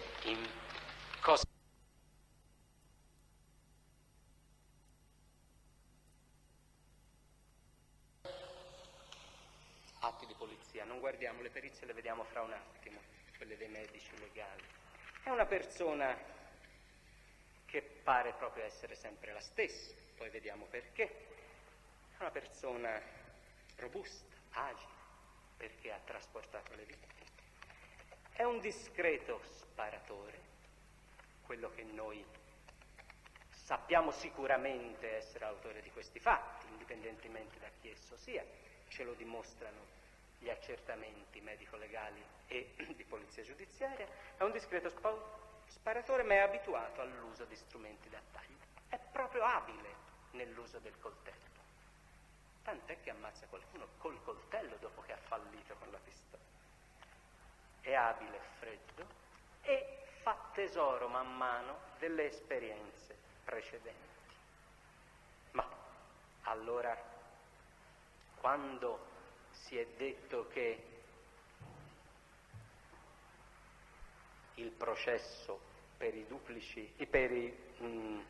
16 omicidi del cosiddetto mostro di Firenze è quello a carico del possessore della pistola calibro 22 Beretta, perché è l'arma che caratterizza quel delitto, si è detto una cosa incompleta, perché questo processo ci ha dimostrato che non sono tanto i delitti della calibro 22 Beretta soltanto, ma sono i delitti di un accoltellatore di notevole bravura, se mi è consentito.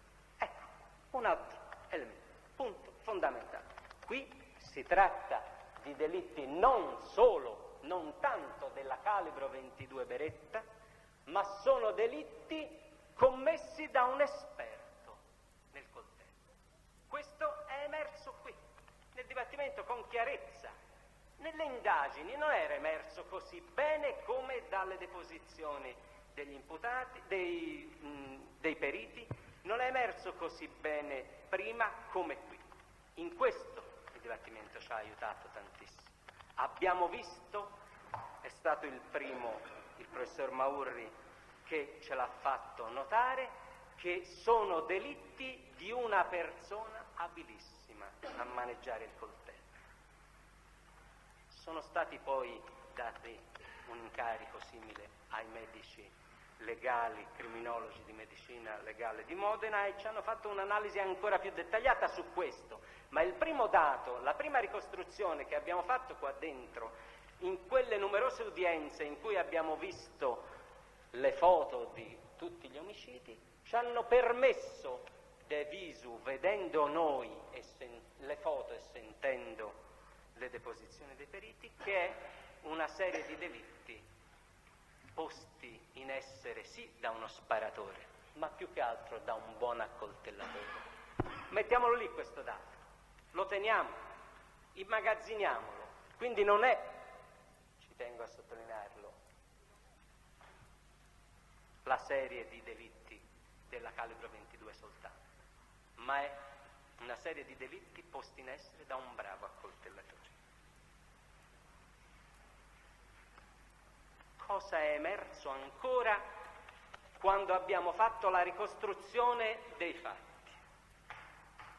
È emerso che nella maggior parte dei casi, quasi sempre, tranne i casi in cui c'è stata interruzione dell'azione perché il bambino del 68, perché l'abbiamo già visto cosa è successo a Montespertoli, perché l'auto si piazzò in mezzo di strada, c'è stato quasi sempre in questi delitti un elemento, una traccia che porta a dire con sicurezza che l'autore di quei fatti ha operato sulla scena del delitto dopo aver fatto le scissioni, le lesioni che sappiamo, ha operato la manomissione di oggetti delle vittime e in alcune occasioni furti.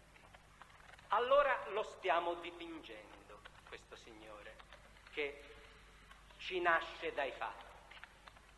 È una persona buona accoltellatore, discreto sparatore, che agisce nei luoghi che sappiamo, e fruga fra le cose delle vittime. È emerso con una chiarezza impressionante nella ricostruzione dei fatti. C'è una prova.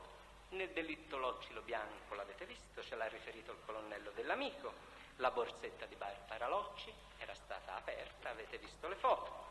Nel delitto di Borgo San Lorenzo del 1974, quello a carico della Pettini e di Gentilcore.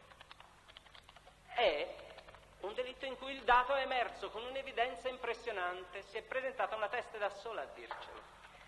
Abbiamo visto noi che gli ufficiali di polizia giudiziaria ci hanno riferito che a poca distanza da quella 127, io vado nei dettagli ma bisogna ricordarselo bene, queste manomissioni, non è un'impressione del PM, sono fatti storici la manomissione. A poca distanza dalla 127 sono stati rinvenuti 3 paia di pantaloni da uomo del ragazzo, una carta della lavanderia, è stata trovata vicino alla vite, da cui è stato preso il famoso tralcio. A me non interessava andare a fondo sul tralcio, è stata ritrovata la camicia di Pasquale Gentilcore, questo mi interessa. Ma a 300 metri di distanza dal luogo del delitto, in un campo di Gran Turco, in un dislivello, a 3 o 4 metri dal ciglio sono stati ritrovati abbandonati il pullover e la borsetta di Stefania Pettini. Quindi la prova della manomissione asportazione in quel delitto è evidente. Forse, chi lo sa, quest'autore che noi ricostruiamo attraverso i fatti voleva portarsi via qualcosa, poi ci ha ripensato, ma è venuta la madre della ragazza, della Pettini, e ce l'ha detto, la signora Bonini Bruna, l'avete sentita, è venuta lei da sola, nessuno l'aveva citata, è voluta venire a dirvelo questo particolare della sua ragazza, con tutte le difficoltà di questa povera donna, perché non dimentichiamoci quale poteva essere l'atteggiamento di questa povera signora. Dice: quando mi è stata restituita la borsa di mia figlia era completamente vuota, mancavano, ce li ha descritti la signora Bonini, il portafoglio con i pochi soldi che aveva quella sera dell'omicidio. Questo è un furto sicuro, poco denaro, è strano che un autore di questi fatti si attacca al denaro, ma è così. Mancavano l'orologio, mancavano una collenina d'argento.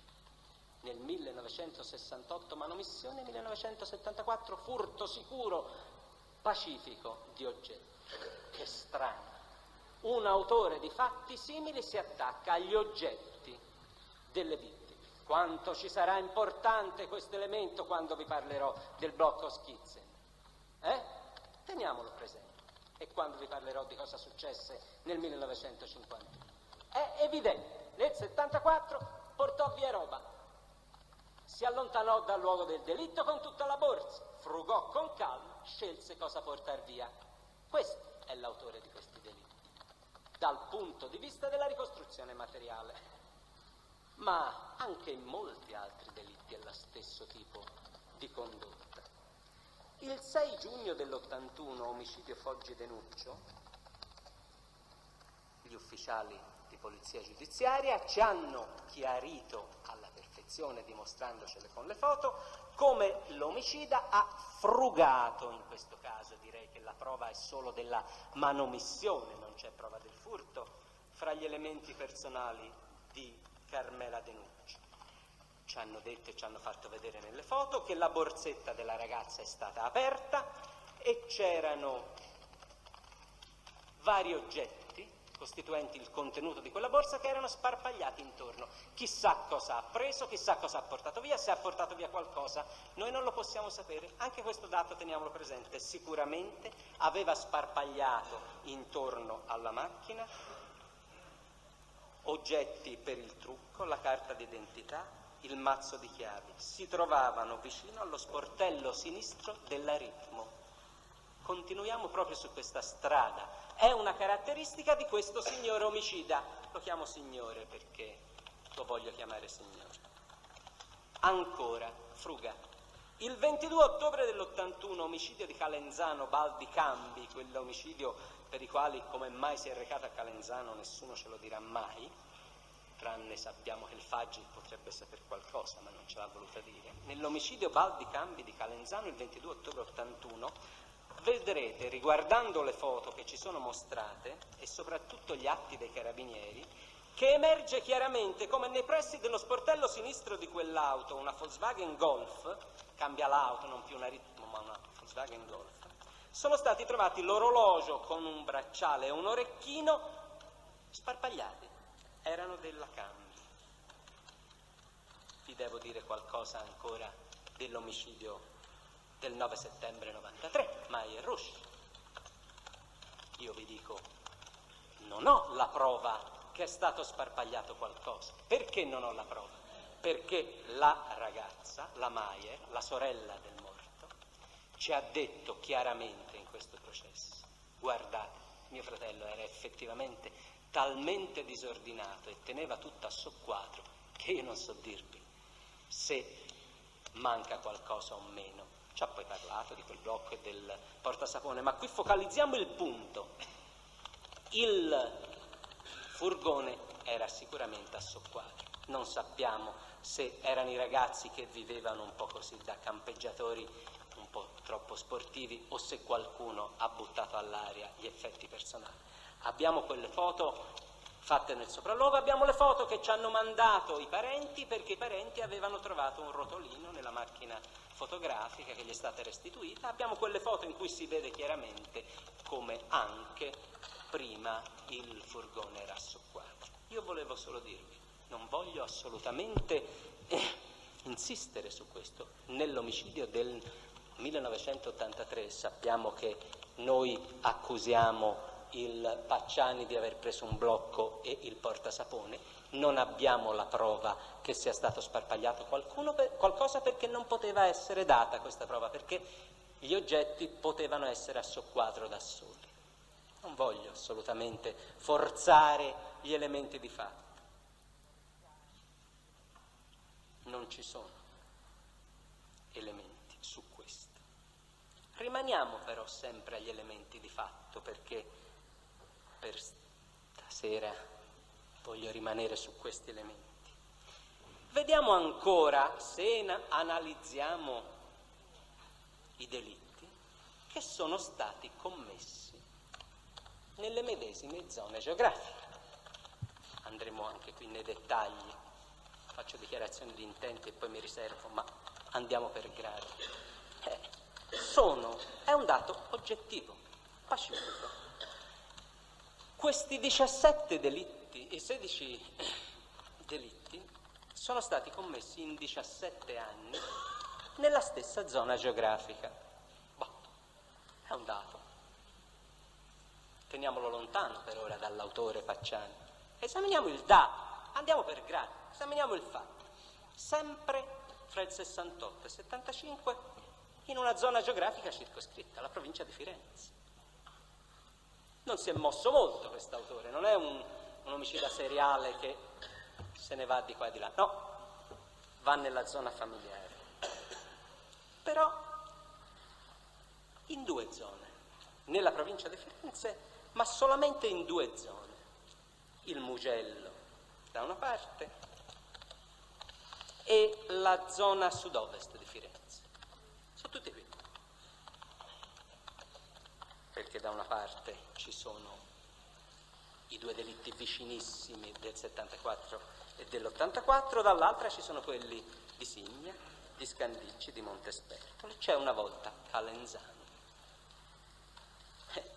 Anche questo è un attimo da tenere presente.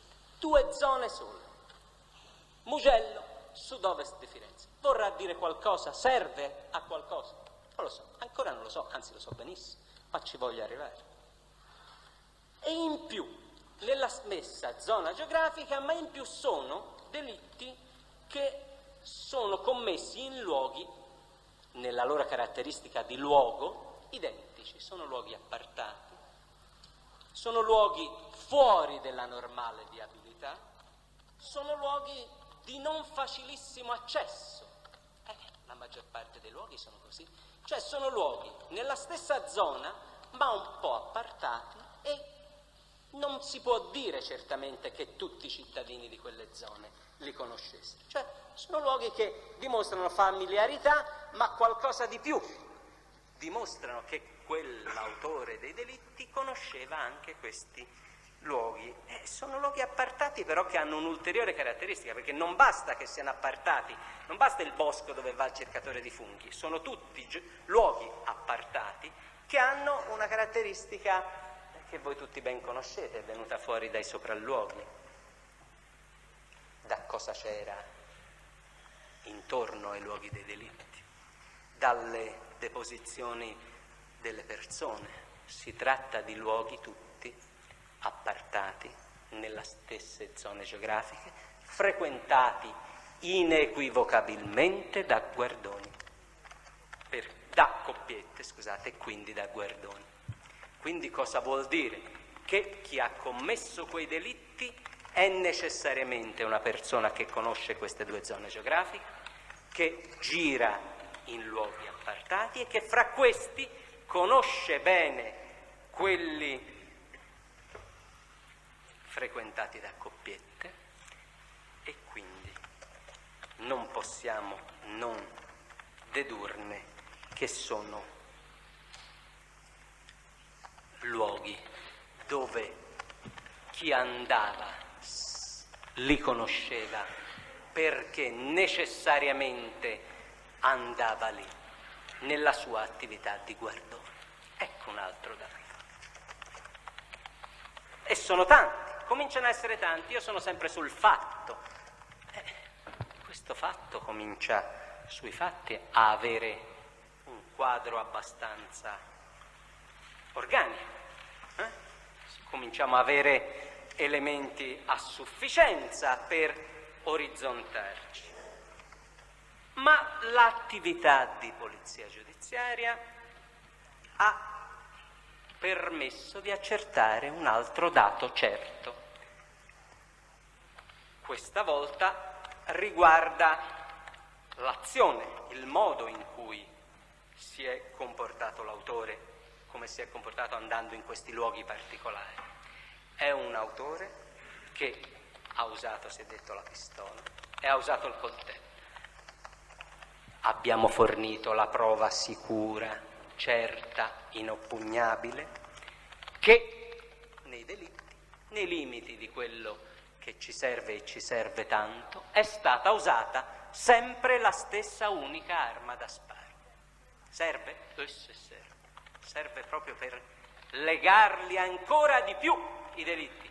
Sappiamo già quanto sono legati fra loro, ma uno dei legami indissolubili è la stessa arma da sparo.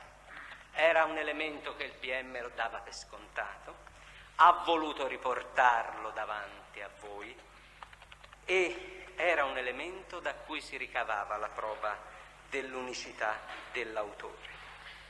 È un elemento che condiziona la vostra decisione finale, lo sappiamo tutti. Perché? Perché gli indizi per un solo delitto si moltiplicano su tutti proprio sulla base di questo elemento, l'unicità dell'arma da sparo.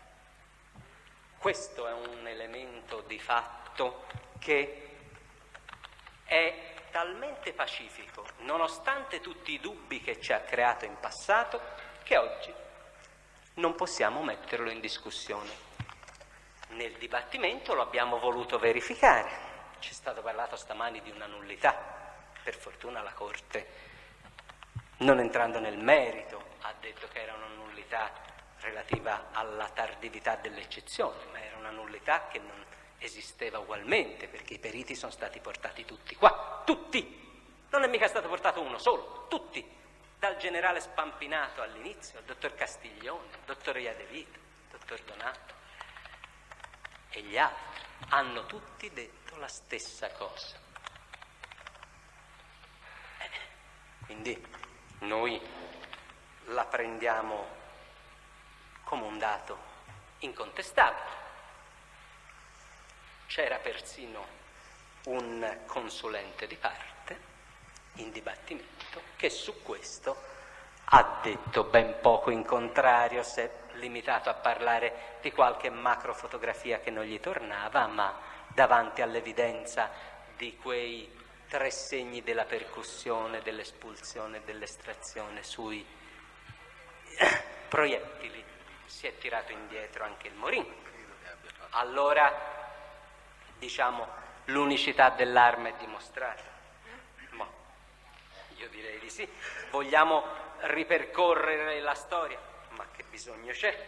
È stata fatta, oltre tutti quei periti che di volta in volta facevano la perizia aggiungendo gli ultimi bossoli e che ho orora menzionato, è stata fatta una perizia riepilogativa nel 1987, globale, comparativa, dagli ingegneri Salza e Benedetti, che sono persone, direi proprio le più qualificate sull'argomento.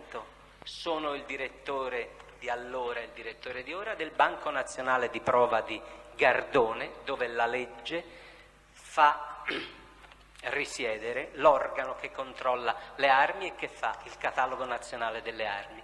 Quindi sono i periti più qualificati dal punto di vista professionale e di titoli che abbiamo nella nostra nazione.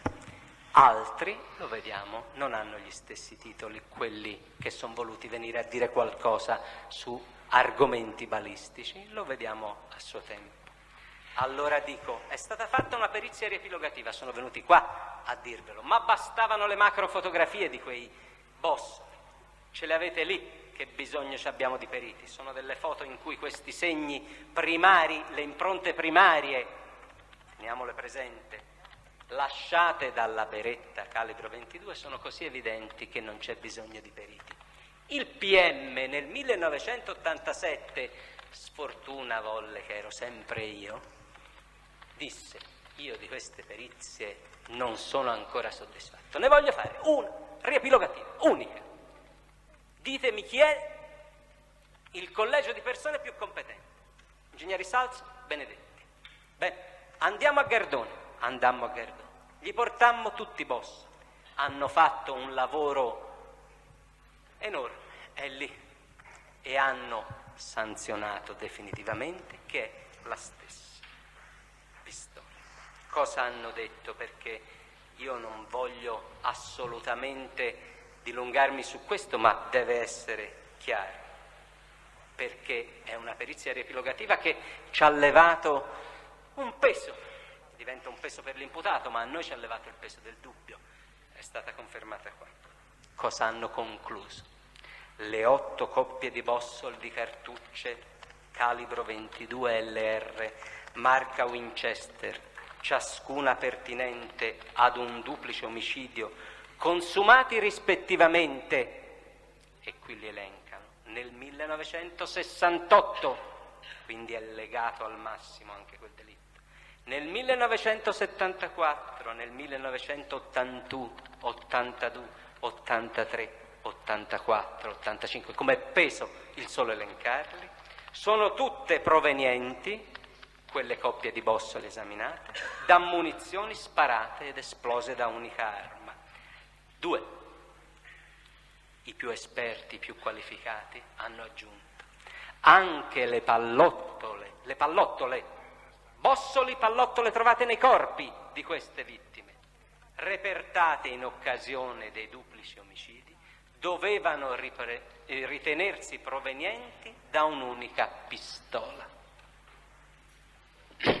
Ancora, sono stati corretti, specifici e dettagliati, sono andati a fondo, dobbiamo dire sono stati facilitati perché sono a Gardone, sono al di là della strada, fanno 100 metri e si trovano la beretta davanti, quindi sicuramente hanno il compito facilitato, sono andati alla beretta a vedere l'arma, tutte le armi beretta calibro 22, le hanno esaminate tutte, hanno fatto le prove di sparo, hanno visto i bossoli, tutto documentato lì, Non ci deve essere dubbio che è un'arma unica che lega tutti i delitti, dicono i periti nella loro sicura professionalità.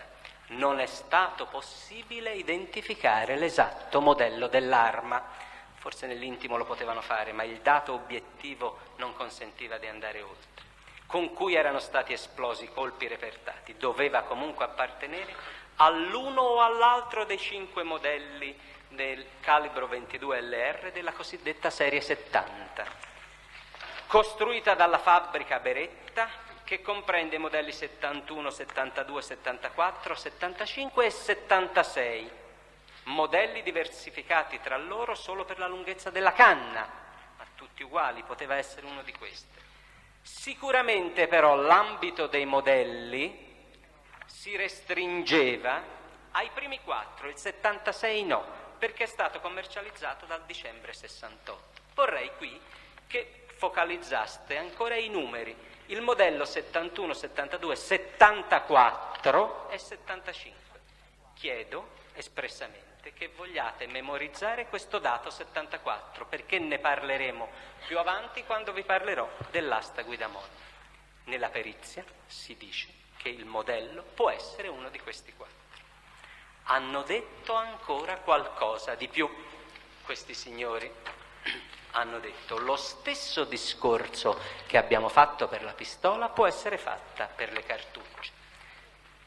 Sono stati ancora molto precisi, ma hanno preso ancora delle distanze, non sono stati specifici, e questo ne va a dimostrazione della loro correttezza. Sono tutte marche Winchester, sia ramate che a piombo nudo, sono 2 tipi, con la lettera H sui fondelli.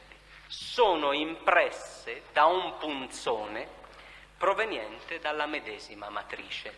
Di più non hanno detto che è lo stesso punzone, hanno detto quel punzone che ha impresso l'H è sicuramente proveniente dalla medesima matrice.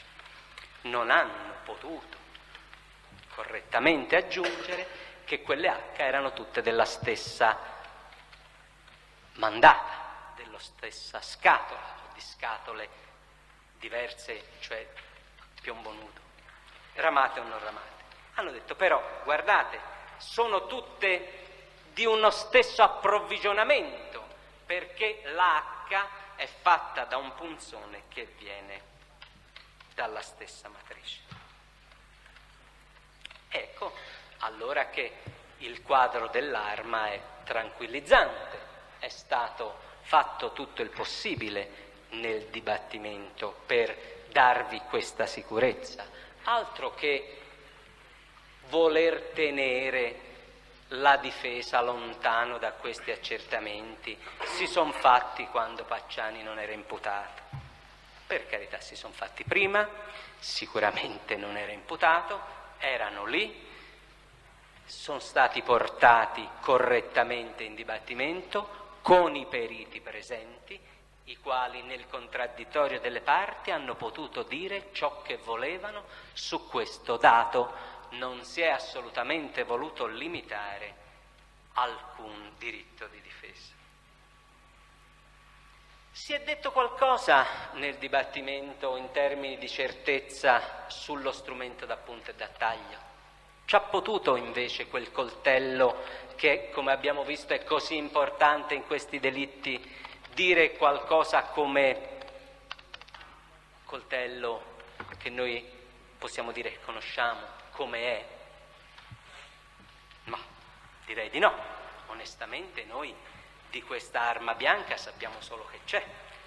Non abbiamo potuto dire sulla qualità del coltello, tranne quelle cose poche che ha detto il professor Perini, che poi vediamo, ma sul coltello non siamo riusciti a dire niente di più. Però abbiamo detto non solo che c'è, non solo che ha fatto quelle determinati 2 omicidi, cioè abbiamo detto guardate con quel coltello sono stati fatti 2 omicidi, cioè sono state ammazzate 2 persone con un coltello, non sappiamo se è lo stesso ma sembra lo stesso, però sicuramente col coltello sappiamo che sono state fatte le scissioni,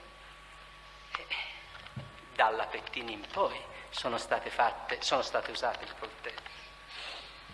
Abbiamo che con un coltello sono state fatte tutte quelle lesioni alla ragazza, 97, a Dinuccio Carmela nell'81 fu scissa la regione pubblica. C'è un coltello e come? E che po' di arma che è? L'avete viste quelle fotografie? Fanno impressione. Io quando le rivedo, io ho visto i corpi dal vivo, signori, nell'84 e nell'85, mi fa ancora impressione vedere le fotografie. Sarà un mio limite, lo ammetto, però mi fa ancora impressione. Lo so che l'ha fatta anche a voi, ve l'ho letto negli occhi, l'abbiamo visto tutti, almeno a quelli meno attrezzati. Qualcuno non lo può negare, ha cercato di vederli il meno possibile.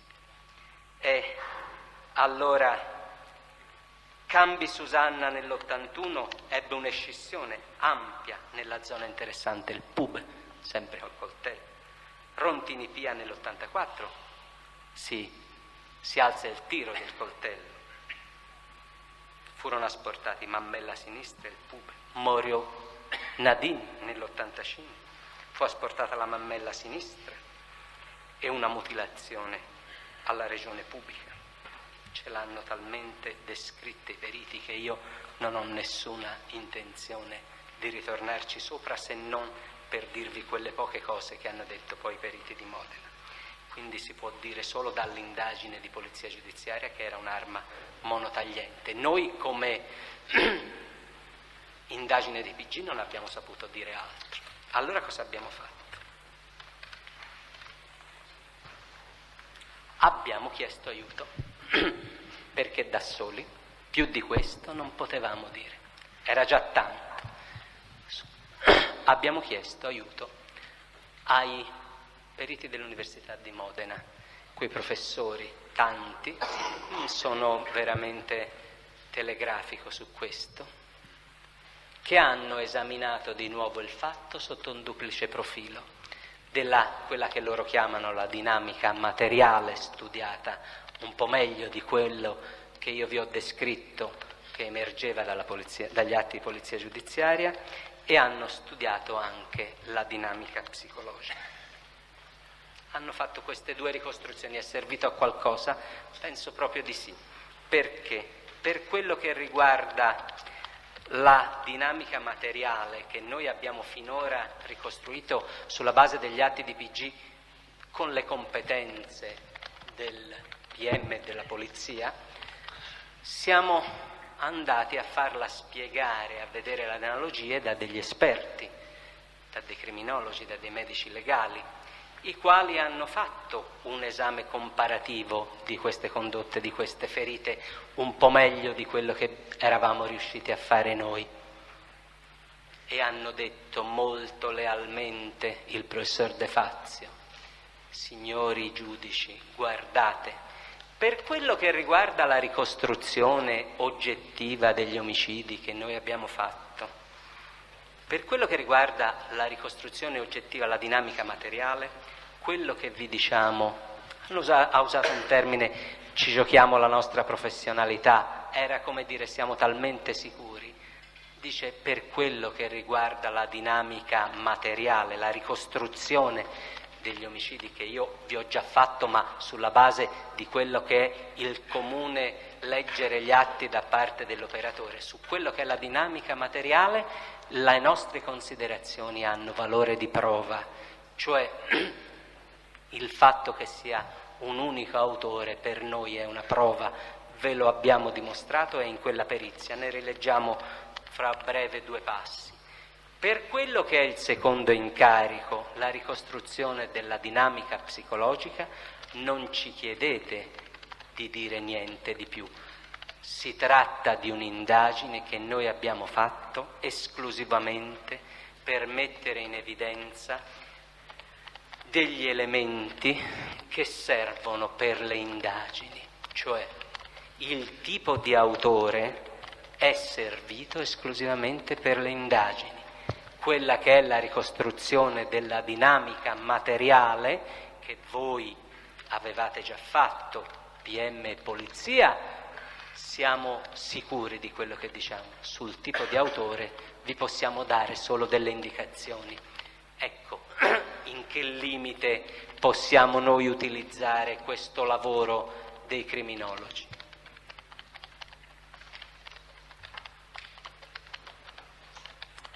Noi che abbiamo studiato questi casi, vi hanno detto i periti, possiamo concludere che le scissioni sono fatte dalla stessa mano, cioè per quello che riguarda la dinamica materiale, se non vi bastava quello che già sapevate, noi siamo in grado di darvi la prova che le scissioni sono fatte con la stessa identica mano, quindi non solo unicità dell'arma, prova che deriva dalle perizie, ma unicità dell'azione di colui che ha fatto le scissioni.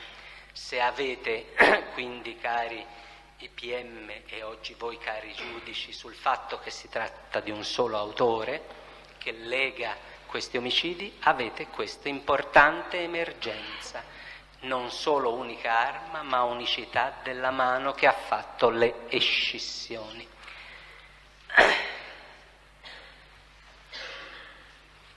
Cosa hanno detto in estrema sintesi? Ve l'hanno talmente particolareggiato in udienza e nella loro perizia che io voglio solo focalizzare questo: le escissioni sono tutte della stessa mano. Come l'hanno detto? Sulla base dei dati che noi conosciamo, cioè le perizie medico-legali e i dati di polizia, i sopralluoghi, possiamo dire che possiamo affermare con criterio di grande probabilità, queste sono le conclusioni, sino al limite della certezza pratica, sentite l'onestà di questi signori, che le lesioni genitali riscontrate in 3 casi, perché distinguono ovviamente quello il primo della Pettini, vanno attribuite ad uno stesso autore, quindi non solo stessa arma, non solo coltello non lo conosciamo, stesso autore delle escissioni. Quanto è importante oggi. Dicono certamente molto abile nell'uso dello strumento da punta e da taglio, non necessariamente esperto in tecniche settorie e chirurgiche, anzi con scarsa dimestichezza con problemi di natura anatomica e chirurgica. Tutti coloro che ci dicevano e che hanno voluto dire sarà un medico, levati in un batter d'occhio. Nessuna esperienza di elementi anatomici e chirurgici. Allora, ecco, il quadro è determinato. Noi sappiamo già tutto sul fatto. Chi è l'autore dal punto di vista della materialità? Abbiamo una prova che è lo stesso autore, come ha agito e dove lo sappiamo talmente bene, sappiamo che è la stessa persona che ha fatto quelle escissioni. Abbiamo chiesto qualcosa di troppo a questi periti nel chiedergli un profilo psicologico sul tipo di autore? Oggi io dico sicuramente no, perché è un profilo che loro hanno fatto e di cui il professor Galliani ci ha parlato a lungo, insieme al professor Luberto e al professor De Fazio, sul profilo psicologico del tipo d'autore, che ci è utilissimo. Bisogna però tener presente che questa ulteriore indagine che è stata fatta e che non ha alcun valore di prova oggi, è un'indagine che è stata fatta da persone che non conoscevano, non hanno mai visto Pacciani, però sono riuscite a dipingere, nei limiti di quelle che sono le conoscenze della scienza psichiatrica, medico-legale, un tipo di autore che emerge dai fatti. Non conoscono Pacciani e non ce lo dimentichiamo, ce l'hanno detto a chiare lettere.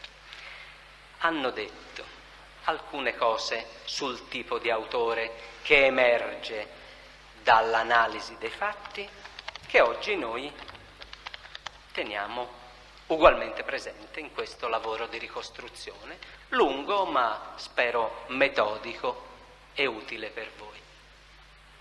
Cosa hanno detto nella ricostruzione della dinamica psicologica, che ha solo valore secondario, non è prova? Hanno detto, forse se leggiamo le parole dirette di questi signori, brevissime, facciamo prima. Hanno detto: è un soggetto che agisce scegliendo i luoghi e le situazioni, ma non le vittime, che gli sono in genere sconosciute sotto la spinta di un impulso sessuale abnorme. Eccolo qua, un altro dato. Già dalla dinamica dei fatti possiamo dire qual è l'impulso. Ci interessa? E come se ci interessa? Quindi vedete che anche la ricostruzione della dinamica psicologica ci è utile.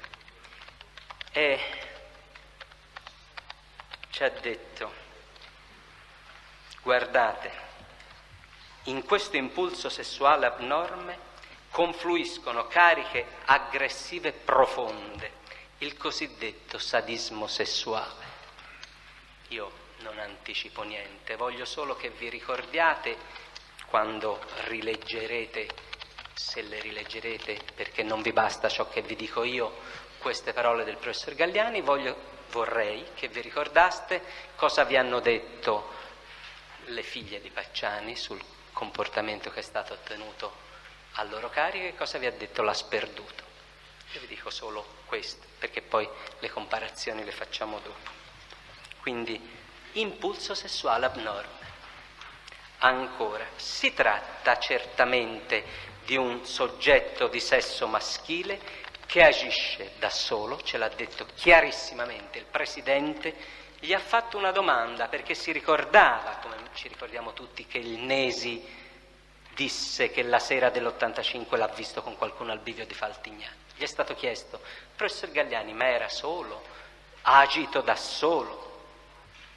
Il professor Galliani e gli altri, guardando gli elementi, le ferite, quindi non conoscendo i fatti nella loro interezza, hanno detto chiaramente: si tratta di un soggetto di sesso maschile che agisce da solo, sicuramente, anzi con tutta probabilità destrimane, e con una destrezza semiprofessionale nell'uso dell'arma da taglio ed una conoscenza quantomeno dilettantistica nell'uso dell'arma da fuoco.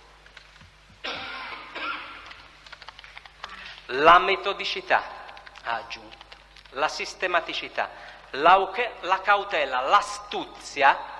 Ha usato l'astuzia, ricordiamoci anche questo termine, l'astuzia, è un soggetto astuto, così emerge dalla ricostruzione materiale, Galliani non sa chi è. La metodicità, sistematicità, cautela, astuzia e la capacità di non lasciare tracce di sé denotano una personalità sufficientemente organizzata, loro dicono uno psicopatico organizzato, non uno psicotico, non un malato, probabilmente capace di buona integrazione nel contesto ambientale di appartenenza, cioè è una persona che vive in un contesto naturale, è uno di noi, non è una persona eccezionale. Si tratta di un soggetto con sicure connotazioni psicopatologiche della personalità, ma ciò non significa affatto la presenza di una forma di patologia mentale diagnosticata. Non un soggetto con vizio di mente, è un soggetto con una perversione sessuale in senso sadico, ma non ha sicuramente vizi di mente diagnosticati e non. Ce l'ha spiegato il professor De Fazzi, uno che ripete metodicamente questi episodi continuativamente, anno dopo anno, non può essere uno psicotico, un malato di mente, è solo uno psicopatico, uno con devianze della sessualità, uno che ha una perversione sessuale, ci ha detto. Su questo della perversione sessuale, su questo dato, si sono dette tante cose in quest'Aula, perché si è preso il dato del professor Galliani e dei periti, i quali dicevano: guardate, la personalità dimostra una chiara devianza sessuale che si può definire iposessualità. Caspita, cosa vuol dire ipo? Vuol dire che è poco dotato. Questo gli è stato chiesto. Assolutamente no. È una deviazione, una devianza sessuale, una perversione che non ha niente a che vedere con la quantità. Ha solo qualcosa a che vedere con la qualità dei rapporti. Anche questo è un dato emerso. La sessualità di questo autore dei delitti va valutata sul piano qualitativo, cioè bisogna tenere presente che l'autore di questi delitti è una persona con queste perversioni che vanno valutate dal punto di vista della qualità. In parole povere, è persona che può essere senz'altro dotata sessualmente, ma che sceglie le sue compagne in modo abnorme, cioè nella qualità del rapporto, non nella quantità. Ci ha aggiunto, nel rapporto sessuale cerca un rapporto asimmetrico, vuole prevalere in parole povere, cerca una persona con la quale avere un certo ascendente. Pensateci, le parole. Da tutto ciò si può dedurre in linea di massima che le maggiori probabilità stanno per l'ipotesi che l'omicida sia un uomo non perfettamente integrato sul di massima, che le maggiori probabilità stanno per l'ipotesi che l'omicida sia un uomo non perfettamente integrato sul piano affettivo ed emotivo, con una figura femminile, ma non necessariamente uno scapolo. Le connotazioni psicologiche alle quali intendiamo far riferimento possono rispecchiare situazioni diverse di convivenza e di rapporti con figure femminili le più diverse. Sembra la descrizione di Pacciani, signori. Lo vogliamo vedere avanti? Teniamocelo. Un rapporto affettivo con persone femminili in cui c'è un ascendente. Moglie, figlie, l'ha sperduto, le avete viste le donne di Pacciani? Sono passate in quest'aula, anche stamani ci ha detto che lui le donne ce le ha. Ma le avete viste le donne di Pacciani? Io non voglio mica togliere niente a queste signore, sono rispettabilissime, le figlie poi. Ma qual è il rapporto che ha Pacciani con queste donne? È uguale. Non ci vogliono grandi competenze per capire queste descrizioni del professor Galliani e fare dei paragoni. Io non voglio assolutamente aggiungere che possiamo dire qualcosa su Pacciani sulla base del profilo d'autore. Voglio solo dire che per quanto riguarda il fatto, perché sono al fatto per ora, ma sono già un pezzo avanti nella mia ricostruzione, vi ho dimostrato, perché è stato dimostrato in quest'aula, chi è l'autore di questi fatti, come agisce materialmente, quali sono le prove come autore, unica pistola, unica mano che fa le scissioni, luoghi, duplice strumento lesivo, tipo di autore di questo tipo.